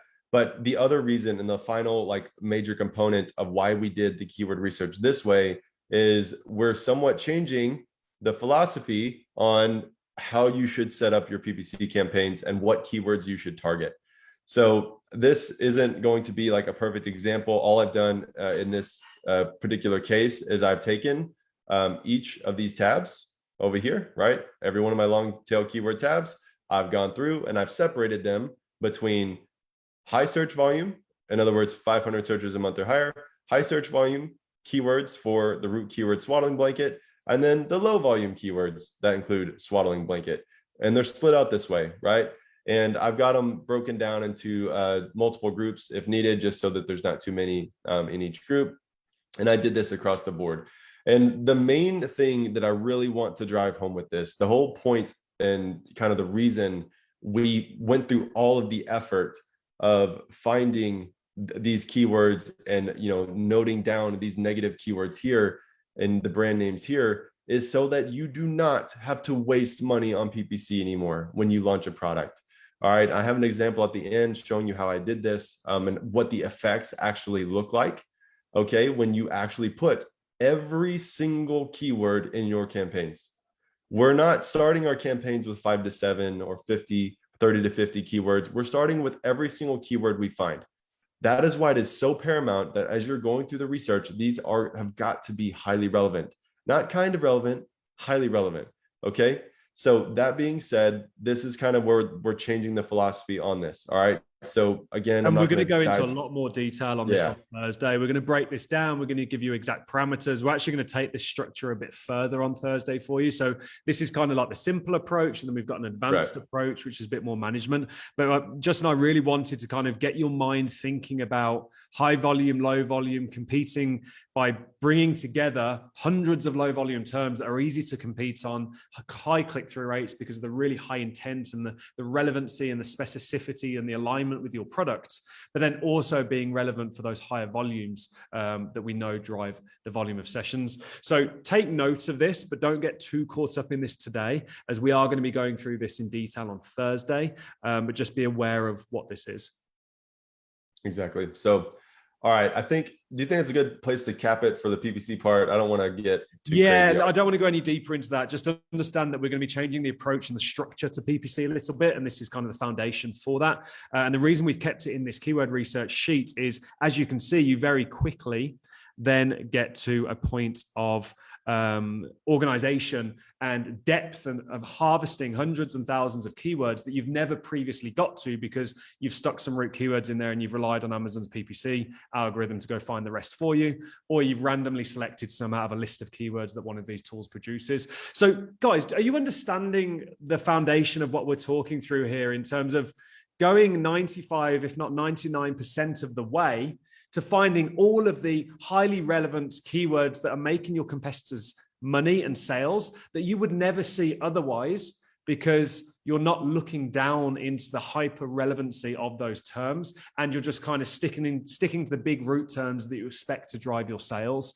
Is this kind of giving you that clarity and giving you that foundation of how to group and go after your different launch targets by going where the money is, which is in the hyper relevant, highly specific, lower competition, lower volume, but 10 keywords with 100 searches a month is still 1,000 searches compared to one keyword with 1,000 searches a month that everyone else is competing on. Yeah, everyone's got that. Cool. So perfect. The reason we went through that before we jump into this gap analysis, and that's where we're at, isn't it? We're going through the gap analysis, yeah? The reason we went through all of this is it's really important that you have the proper foundation and setup for understanding keyword research and what drives sales on Amazon as a platform. Yes, those root keywords lead to the longer tail, and many times a searcher will search that root keyword and then revise their search. Who here's done that? You type baby blanket, you see the results, and then you go back to the search box and you type bamboo baby blanket because you refine the results yourself. This is how shoppers operate. So that's why we go down this approach. And we couldn't get to this next bit, and we can't go through the rest of the week without you properly understanding good quality, high relevance keyword research. And it's not just a case of pick some keywords from a list. We're structuring it by grouping keywords around the root and then picking out all the hyper relevant, turning that into a phrase list, into a single word list to then go through and create our listing. We're using those higher volume terms, those phrases above 500 or 1,000. They become our real priority phrases that we're going to try and include in our title and our bullets. And then we take all of those long tail keywords, as we'll talk about on Thursday, and we start building our PPC campaigns in a bit of a different structure. So this is exercise one. This is exercise one for you. Your job today is to spend an hour, and I don't care if you've already done research, keyword research for your product. I promise you, you haven't done this level of keyword research. And I promise you, you're leaving a lot of money on the table. And all you need to do is go back and do proper keyword research and refocus your focus on this product listing that we're targeting this week. Refocus your understanding and go through this next stage of understanding, do I have those keywords, all those single keywords lists in my listing? Do I have the top priority phrases in my title and bullets? Am I covering all of these terms, and am I indexed for all of them? That's your first action item for today, is to go away and do that keyword research process. Now, for those of you that don't have access to Titan Tools, we just gave you the manual filters that you can go and apply to any data download from Helium 10, from Zoof. I think you can do it from Seller Tools as well. All great tools. You can go away and do that. Our Titan tool has a bit more context, a bit more automation. It does a lot of this because we've built it with strategy first, not features, which is why this tool is so powerful. One of the tools. We've got many other tools. But we have given you the manual filter data. We've given you the exact filter options, 1 and 2, to go find your roots. We've taught you how to go and find the broad results from those roots by using the search function in the tools, using the single words with a comma. And Justin's even showed you how to use relevancy and some of the other data points to quickly cut down the results to get to this point. So I don't want to hear excuses that because you don't have access to Titan Tools, you can't do this. You absolutely can. It's just a bit more manual. It's a bit simpler approach, and it's going to take you a little bit longer. It doesn't have quite the automation that we have in Titan Tools, but you can get to the same result. So I won't accept that as an excuse. So your first action item for today is to go and do that. And once you've done that, what I want you to do is tell me on a post in the Facebook group, how many keyword phrases are in your master keyword list? How many keyword phrases are in your master keyword list? That is the task item number 1 that's going to be posted as the homework. Now, we promised you we would show you a process for how do you go from a well-optimized listing, and proper keyword research like this to then dominating the market. And I'm actually going to go ahead and Justin, you go ahead and stop sharing screens a second. I'm just going to jump over to my board. I'm going to go for a second attempt on this, what is the speaker setting that I need to set here? It's speaker view, yeah? Yeah. Yeah, I think you're good. Is that coming through? Yeah. Can everyone see that? Sweet. Yeah. And by the way, guys, that pillow does not have a flower. No, that pillar is it's like a knight in shining armor. It's a British thing. Yeah, it's like a shield. There you go. It's a shield of arms. Much more manly than a flower. So just want to make sure everyone was aware of that. And while I'm getting this ready, can I just get some love for Justin in the chat box in Zoom, Seriously? in the comments in Facebook? Seriously? This guy is an absolute monster. So, okay, we've got your product, yeah? And let's say your product is currently doing $30,000 a month. It's on page 1 and it's above the fold, meaning it's in the top sort of 15, 20 results. So it's doing about 30,000. It's on page 1 above the fold. Your unit session percentage is acceptable. So maybe it's kind of high teens is kind of average, low 20s, you're starting to get into good, high 20s into very good, 30s, excellent. Take that kind of as a measure. But your competitor, I don't know if red's the right color to use here, you might have to tell me if it's relevant or not. But your competitor is doing 80,000 a month. And you're trying to figure out how is my competitor doing $80,000 a month? And what have I got to do to bridge this gap? If I just maybe get the blue, because I think it'd be easier to read.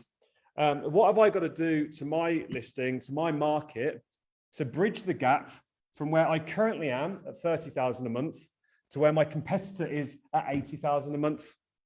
We call this gap analysis or market gap analysis. Oh, this is going to be a really quick exercise for you to complete. Again, we're going to show you roughly how to do this using kind of spreadsheets and manual tools. But if you complete this, it's going to answer the question of exactly what you need to do to go from where you are currently to where your competitors are within region of the same reviews and the same price range and sort of those normal parameters. So we call this gap analysis. And this is the second exercise that we want you to complete today.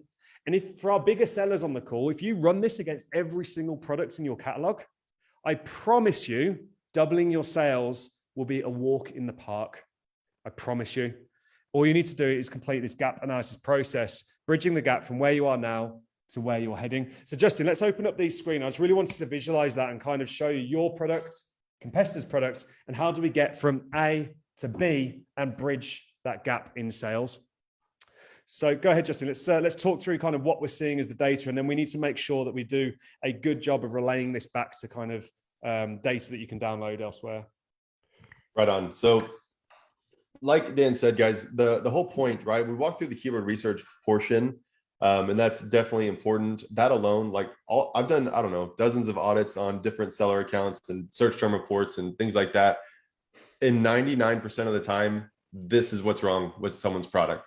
They don't target the right keywords. They don't target enough keywords, and they wonder why their top sellers, their top competitors are outpacing them 10-1.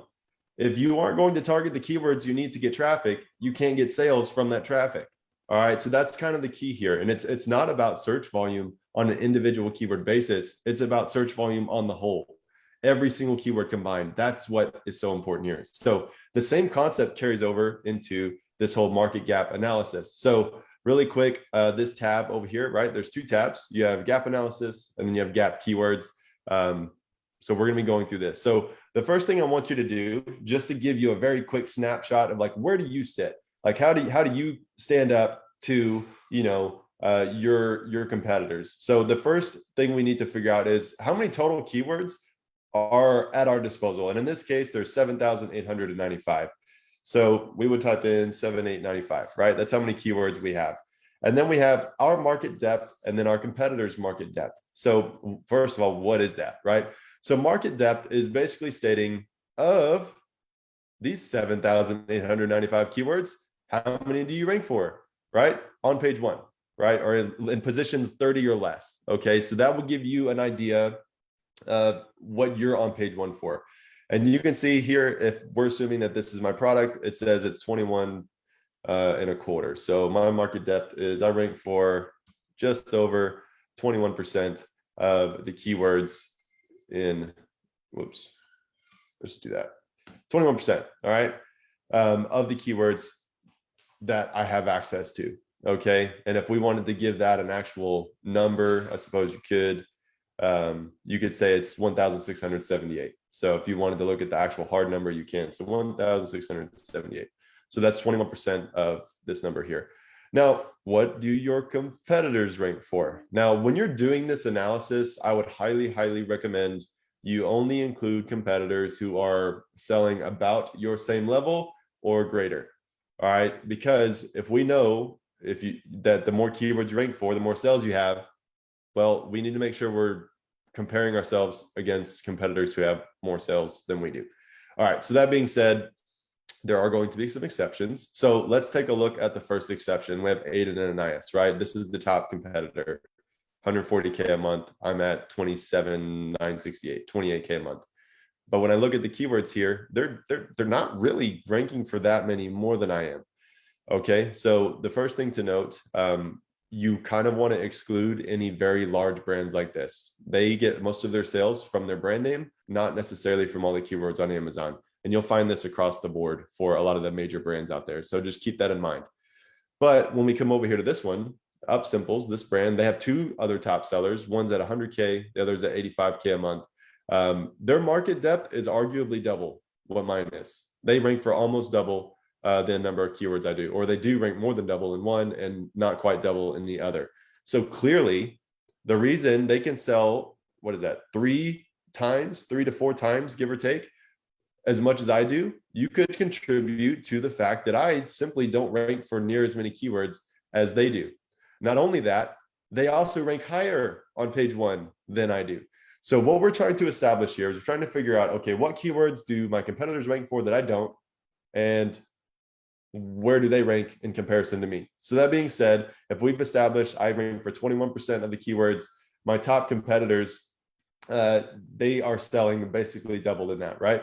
So, and just to really drive this point home, guys, look at the market depth and look at the volume of sales. This goes from highest sales to least, okay? Market depth is from highest to least. We know if you rank for more keywords, you will get more sales. The data is not unclear, right? There will be exceptions like this one here, which we've already talked about, but this is telling me flat out, if I just rank for more keywords, I'll make more sales. Okay, so that being said, what is the market depth across the board? Obviously, it's going to range. So it falls all the way down to like 8%, all the way up to 47%. So what you can put in here, if you want to put in a range, you can. So you could do something like this, right? And you could say the range is just like that. So it goes from 3,700 to 605. So where'd it go? 605 to 3,700, give or take, I think is what it was, right? So that being said, this is just a basic breakdown of, okay, of the people who are outperforming or doing about as well as I am or better in terms of revenue. I make up 21%. They range from 8 to 47%. And there's definitely a huge gap between my 21% and the 47%. So first things to note, right out of the gate, there's a gap. There's opportunity here. That is the first question we have to answer. Is there opportunity in your market for your product to increase your sales? Is there opportunity? And in this case, it is very clear. Yes, it goes up to 47%. This is a no-name brand. Up Simples isn't a big brand by any means. So yes, there's now opportunity. So the next thing we want to do is say, okay, of these keywords, which ones are high volume? Which ones are driving the most sales? So we're going to apply a few filters and do the same exact analysis. So we're going to say minimum search volume. We can leave it at 500 and we want a relevancy of 2. Okay, so this just ensures that we try to eliminate any, crap. We don't need to see too much of the lower volume stuff. So you click apply and there's 298 keywords with greater than 500 searches a month, and at least 2 of the competitors are ranked for them. Okay, that's what this is basically telling us. So there's 298 of these keywords. All right, my market depth, again, same thing, 31% and 93. So 31%, 93 total keywords. Competitors, keep going to the wrong tab here. It also ranges. It looks like the range is very different. So this competitor, we noticed in the last results, it was 6%. But when you look at just the higher volume stuff, they are clearly doing a good job there. They're at 21% or 22%, right? And that's a huge jump from 6. So the range, again, goes from 22 to 60% or 66%. That is a huge gap. Again, no wonder they are outpacing me. They rank higher on the page and they rank for more higher volume keywords than I do. So we would drop the same thing in here. So again, answering the same question of, is there opportunity? And it's a very big yes. All right, so not only does this call out that not only do we not rank for enough total keywords, we also don't rank for enough of the high volume keywords as well. So that 662, I think it was 197. Oops. So this is kind of the first part, okay? Can we confidently say, yes, we need to figure out why they outrank for us or why they outrank us and which keywords those are. All right, this last section here, this is something I'm not going to walk you through on this in this particular exercise, but whatever keyword rank tracker you're using, what I would recommend, because obviously if you don't have access to this tool, you're not going to be able to see it. But what I would recommend is find out how many keywords, right? You could just go with these 298. You could, if you really wanted to track everything, you certainly could. How many keywords are you ranked at the top of page 1 for, right? In positions 5 or less. What about positions 5 through 10 and so on, right? And get that breakdown, okay? This will give you a good indicator of whether or not you typically sit on the lower end of the spectrum, okay? And again, all you're trying to confirm is simply that you need to improve your organic keyword ranking, right? Which in 99% of the times is the case. So now let's actually run the analysis. And okay, let's just, this is just on that point there, Justin, you know that master keyword phrase list that we created? My advice at this point would be to go make sure that you're tracking all those terms, those 114 terms, whatever that list ends up being. Let the tracker update, whatever tracker you're using. If many should update, ours updates 3 times a day. So I think there's options in many of them to like force an update. And see how many keywords are top 5, how many keywords are 5 to 10, how many keywords are 10 to 30. That's kind of page 1 below the fold. Then how many keywords are 30 to 60, which is page 2. And then how many keywords are beyond 60, which is page 3. And what do you think the fastest action is that you can take to increase the sales of your product? Increase the organic rank of those keywords we've just identified as being the highly relevant terms that drive sales, are less competitive, and we can rank for very quickly. So that's what gap analysis is about. It's like analyzing where you are, where your competitors are, and what's the gap that you need to fill between that. And this is just a really nice, I have, Justin and I have our team, we do this on all major products that we review, because in one snapshot, I can see exactly the market position of that product without even having to look at the data by just looking at this little report here. So it's a really powerful report for you to kind of get a feeling for where you're at. And I just really wanted to sort of emphasize that point. Exactly. So, all right, let's make this actionable now though. Like, okay, cool. This is great. It tells me there's opportunity. How do I capitalize on it? So again, going back to keywords. So let's do this. Let's reset our filters here, because we can now really hone in on some good data. So just for the sake of this demonstration, I'm going to take the 2 top sellers, right? They clearly have a huge number of keywords that they rank for that I do not. I want to know what those are. I want to know how I can rank on them. And I want to know if they're even in my PPC, because if not, that's where they need to go. That's also something I could launch against, etc. So what I would do is I would just get rid of all of the noise. So all of these other competitors, I don't want to see them. I just want to see these 2 monsters here that are outpacing me 2 to 1. So in our particular tool, you can just basically uncheck everyone you don't want to look at. And I'm going to show you a really quick and easy way to identify what those keywords are that they rank for that you don't. And we're going to use colors. So it's really fun. So really quick though, it would be a good idea too. So going back to your list of negative keywords, right? Wherever that went here, you could copy these back over into the filter here so that you didn't have to sort through those as well. Because remember, at the end of the day, you don't actually want to show up for those. So you could actually put those in there. Let me see if I have those saved somewhere. Yeah, I do. Okay, cool. Bear with me. All right. So I'm going to go ahead and apply that, get rid of all of the ones that I know I for sure don't ever want to show up for. So there's 4,000 keywords here. All right. And over here, what I'm looking at is let's say this is my product and these are the 2 top sellers. Okay. I'm basically looking for what they have in green and what I don't. So you can use, again, Helium 10. You can do this in their spreadsheet. You can find out really quick what they rank for and you don't. So on this first one, I'm just going to sort it by whatever they're in position 1 for, and basically do it in, is that ascending order? So whatever their best ranked keywords are, what are those? And what I find out right out of the gate when I look at these, well, they're in position 1 for all of these, and I'm only in position or on page 1 for like 5 of them, at least what we can see on the screen. So what I want to do at this point is say, okay, they're ranked for these. Should I be? And if I should, I'm going to tick the box and I'm going to add it as a keyword set. So blankets for swaddling, that's actually quite relevant. Okay. I'm in position 143. I'm not making any sales on that keyword. There's no doubt. Muslin swaddle blankets giraffe. Nope, that's not relevant. Baby receiving blankets muslin. I'm already ranked in position 2. No action needed.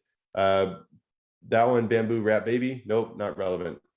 This one here, baby swaddle cloths, actually surprisingly relevant, even though it's a weird keyword. This one, swaddle wrap muslin. You get the point. So the idea behind this is to go through this list and select all these here. Now, again, there's 4,000 of these keywords, okay? So all of the same rules apply to what we talked about earlier.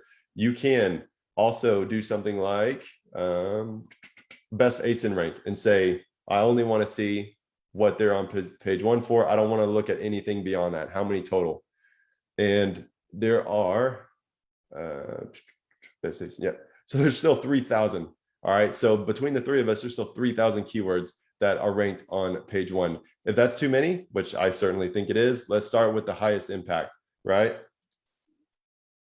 Best ASIN rank of 5. How many are there? There's still 763. So what this tells me is there is a large number of keywords that produce a large amount of sales simply by being on page 1.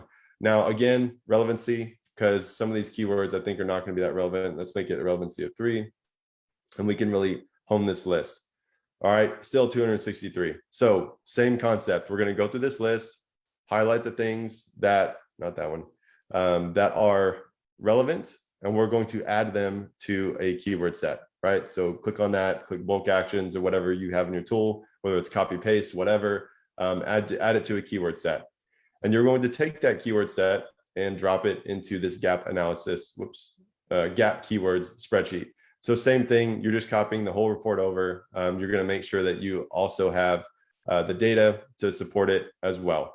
So what you're going to do at this point, right? Let's say you have this list and this is your list of gap keywords, right? These are the ones that you don't rank for that they do. Now, obviously, this is a very extreme case example, guys. We're using our product, which is 27K, and we're using the top sellers, which is 185K. And their market depth is significantly higher. We know there's going to be a crap ton of keywords that they rank for that we don't. And we know there's going to be a lot to sort and sift through. So this is an extreme example to show you the sheer breadth of what ranking for the right keywords can do for your listing. If I were to literally double and triple the amount of keywords I rank for, I could potentially double and triple my sales, making me a top competitor for these 2 products. But quite frankly, I just don't. So taking action on this, right? Once you've exported your keyword data and you've dropped it into this tool, you put it in the gap keyword section, all the same rules apply. Are they in your PPC? Are they in your listing? Does it make sense for you to launch or do a relaunch or some type of ranking campaign targeting these keywords that you are clearly not ranked for? Okay, that is the next step of actions that you would want to take.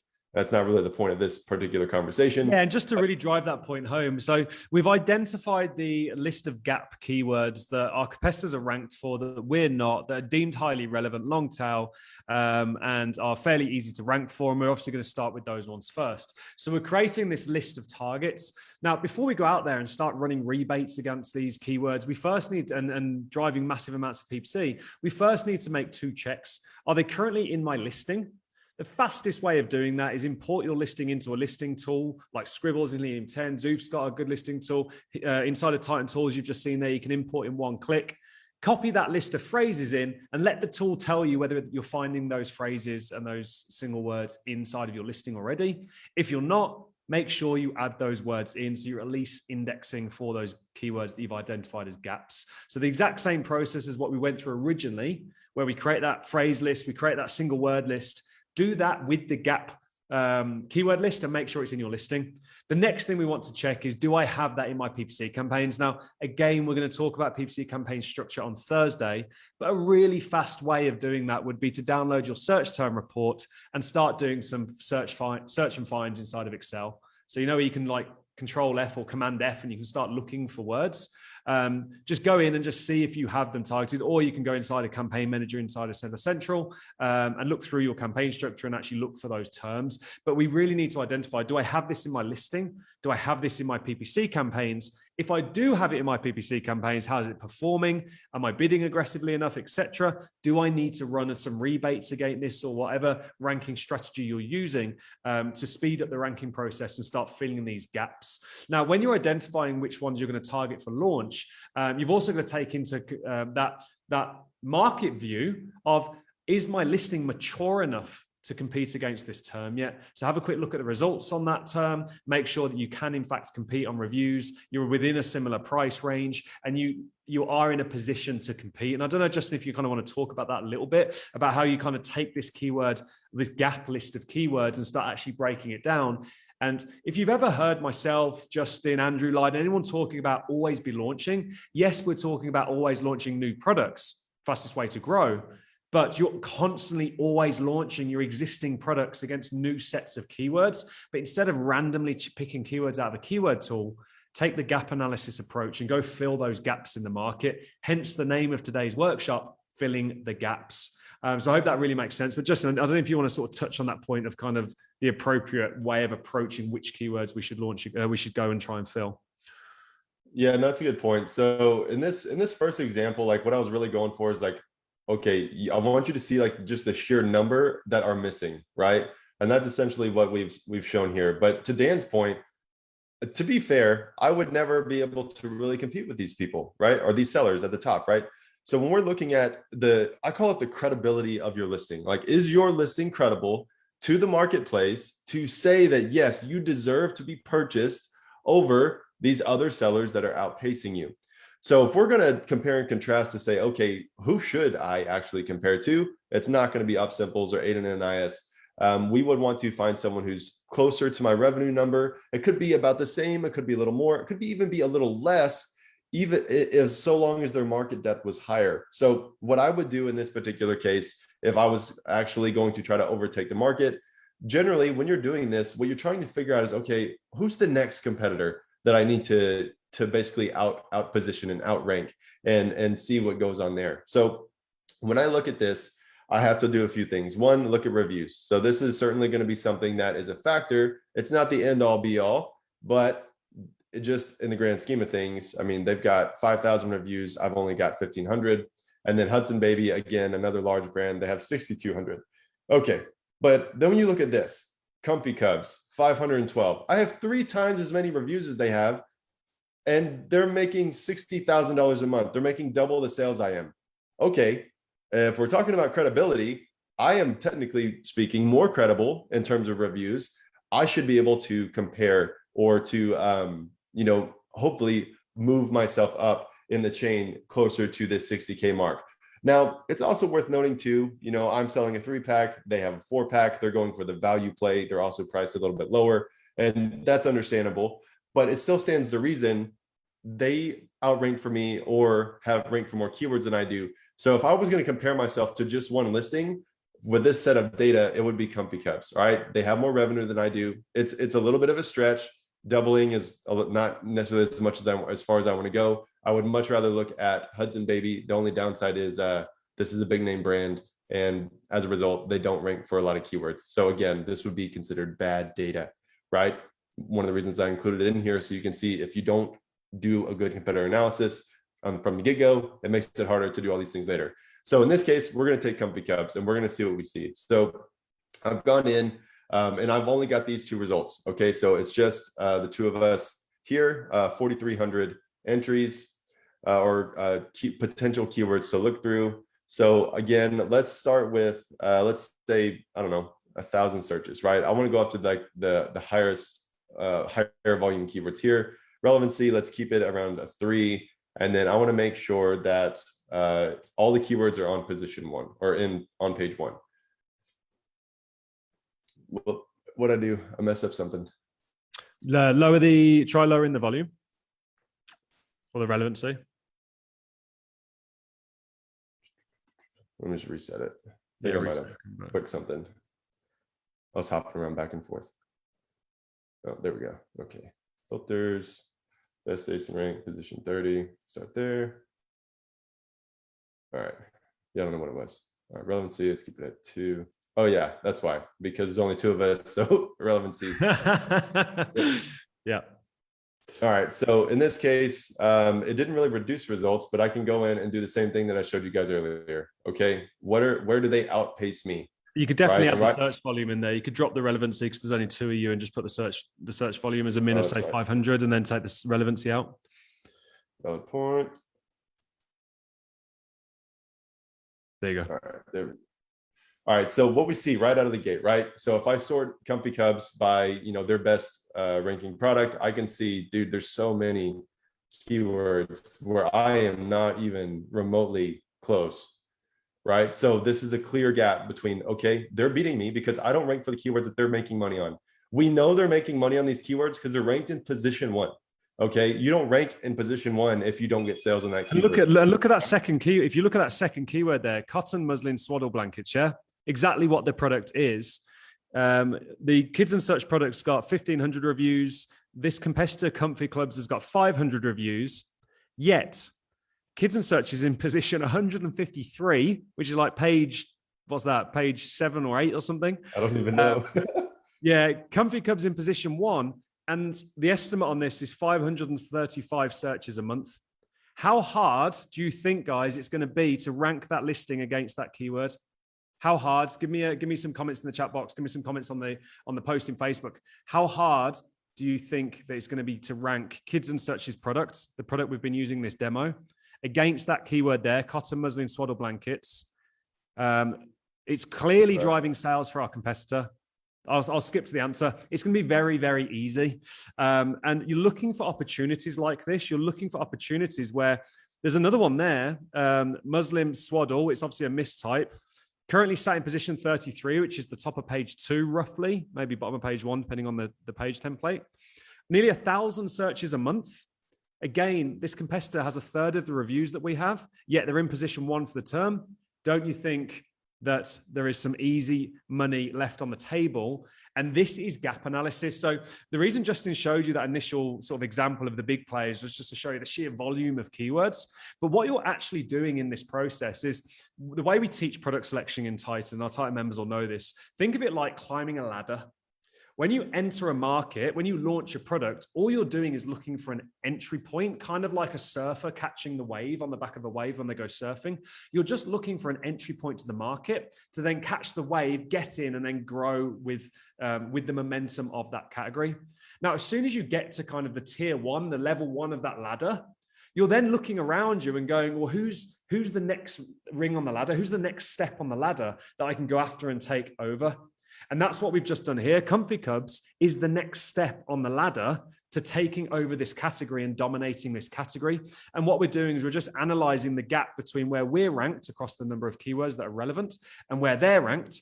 And guess what we do when we've ranked all these keywords? We look at our revenue. It's probably gone up 30, 50, maybe 100%. And we redo this process again. But this time we look at the next guy or girl. We look at the next guy or girl. And over the course of a year or two, you're constantly climbing that ladder, constantly growing and looking at the next guy in front of you and then doing this gap analysis against them. And what do you think happens a year or two in when you've conquered every single competitor in your category and you've completed gap analysis against every single one of them? And because you're generating more sales volume, you're getting more reviews naturally anyway.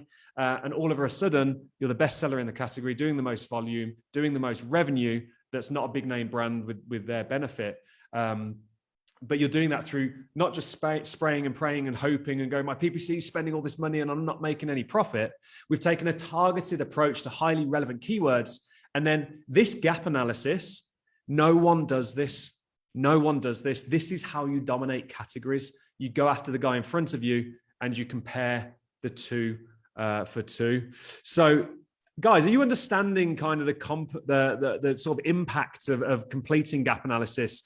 And the really key takeaway from this second exercise here is you're looking at the person that's kind of within reach, and then you get to their position. It's kind of like a relay race.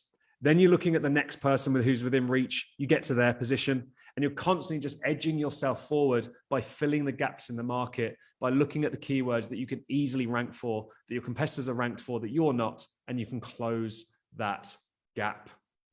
Sweet. Yeah, there's one last thing on this, because one of the questions we get a lot in Titan especially is like, how do I know if I need to keep pushing on a keyword, right? If I'm in position 4 or 5 or 6, does it make sense to try to get to position 1?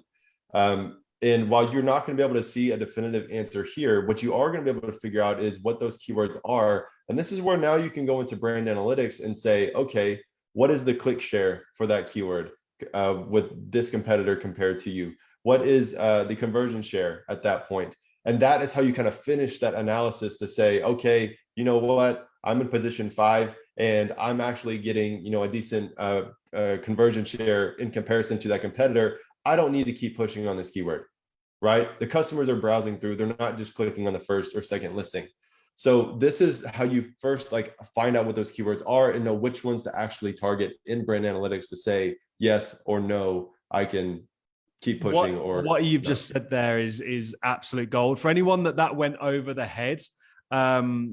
That Justin just said, using the brand analytics conversion share, that is how you answer, have you dominated that keyword, and then you need to keep an eye on it.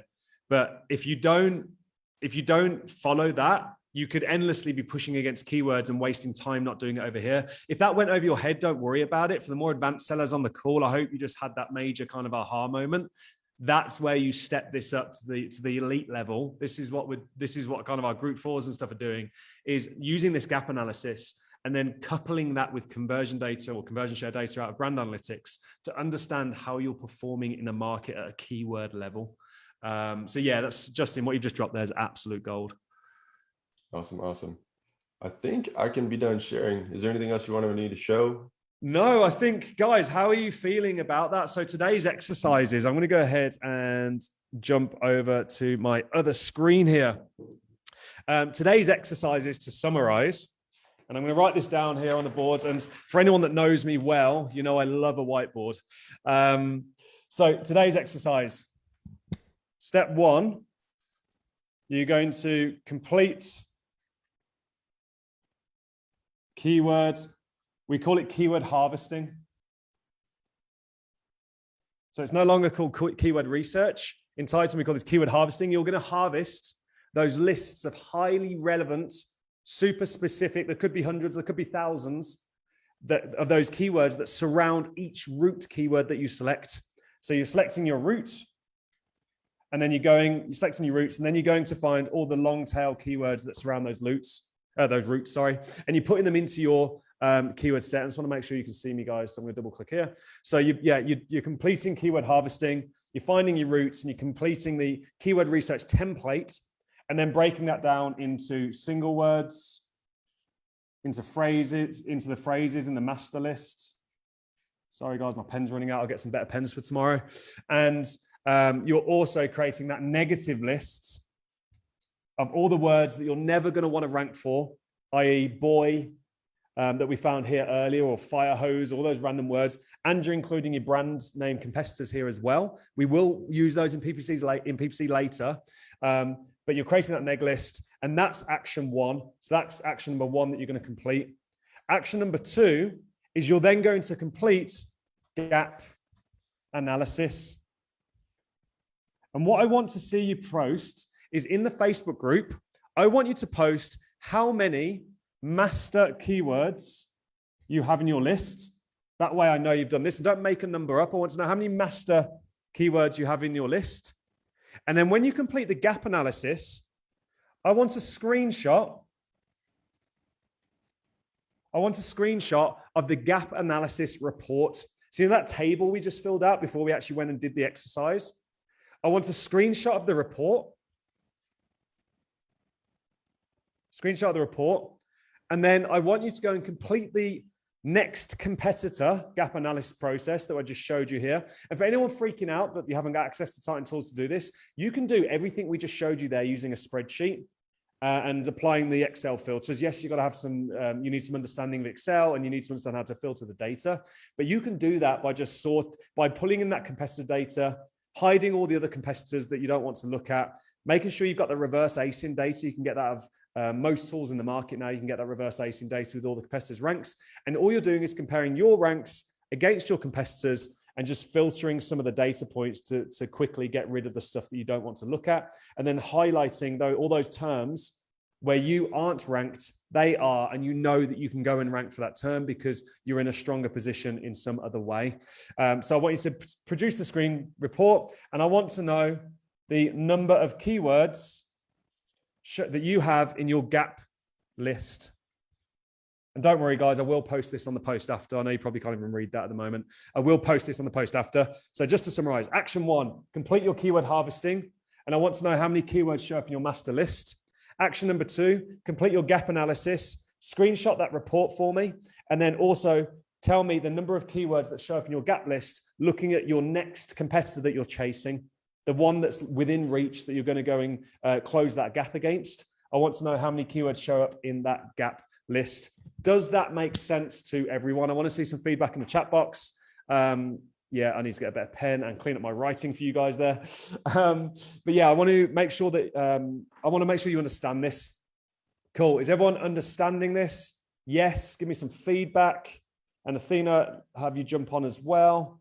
Yes. Awesome. Wow. Lovely. Everyone's getting that. So guys, that is your action for today. Now, with that said, I also want to ask for a favor as well. If you had any major takeaways from today, if there was anything that kind of you felt was kind of like a big aha moment, or the pennies just dropped, or without overhyping it, like your mind's just sort of blown a little bit and you're like, okay, this makes complete sense now. I want you to go ahead and post on social media. And I'm not saying just in the group. I want you to go and post on social media, tag me, tag Athena, tag Justin if you've got Justin as well. And I want to hear your feedback. I want to know what part of this really sort of hit home for you, and what part of this is really giving you extra clarity, and what part of this you see moving the needle. And please do go ahead and give me that feedback. That's a very selfish ask because we are looking to spread the word with this stuff. So go ahead and do that. But I also want you to clarify that and affirm that to yourself as well. Athena, is there anything you want to sort of add to that? Yeah, of course. So I'm actually doing a post. Yesterday, we did our orientation and I tried this out. So I put like a little post on Facebook and some people made some comments. And I actually had people who hadn't done any training with us join, and they've been messaging me and they're so freaking blown away. So Justin, Dan, you guys are such rock stars, but it really helps because, you know, this is a community. People know people, and there's a lot of, you know, hype out there, and they might not realize just the value of what's being provided in here. So you guys feeding back and getting other people excited is going to help. And as we say, we are stronger together. So we're out there to help as many people as we possibly can. Awesome. So guys, this is your homework for today, or your exercises that you're going to complete. I really need to stop using that word homework. No one likes homework. But these are... Nobody likes homework. Yeah, let's exactly. Use a different like, what is it? Your implementation. Is your exercise for the day. This is your task for the day. What exercise, do you call it, Justin? Yeah, that's good. Go. We like exercise. And let's bring it back to why we're here, guys. Remember, we're here to double the sales of a product. We're here to have substantial sales impact on a product in your business that you can then replicate across other products. This is. Oh, I have an idea, Dan. I just put something that says comment here. I'm going to pick one of the people that put feedback on the comment here, and I'm going to give them a ticket to our event. So you guys. There you go. And where's that comment? Where's that living, Athena? Is that on your profile? Or is that the Facebook group? I just put comment here on the chats. So if you guys see that, it just says comment here. It's on my Facebook. So if you guys can't find that, just go to Athena Severi on Facebook. And I just put a very simple day one was beyond, right? So you guys comment there. I'm going to pick one of you and I'm going to give you a free ticket to come to our event in Orlando on the 8th and 9th of November. Sweet. There you go. So yeah, guys, just to the point, like this is step one of the exercises that we need you to complete. And to be successful this week, I need you to complete this work today. You need to turn up with this work complete. This isn't a passive webinar. We're not sitting here presenting for the week for you to passively consume everything we're talking about and think, oh, that was nice at the end of the week. You are going to get a tangible result, but to get that tangible result, you need to put in the work.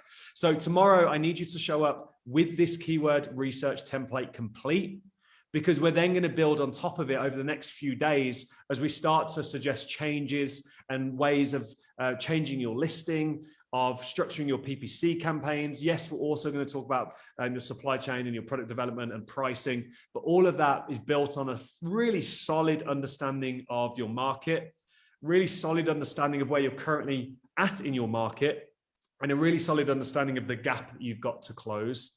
So go take a break, have a cup of coffee, do whatever you need to do to reset yourself. This process will only take about an hour. If you just put your headphones in, you focus. I like to use an app called Brain.fm. Brain.fm. Put my headphones in. No one can bother me when I've got that music on. I get well in the zone, and I work for an hour. I do hour-long sessions. Some people do 30 minutes, Pomodoros, and just focus in for the next hour and get this work done.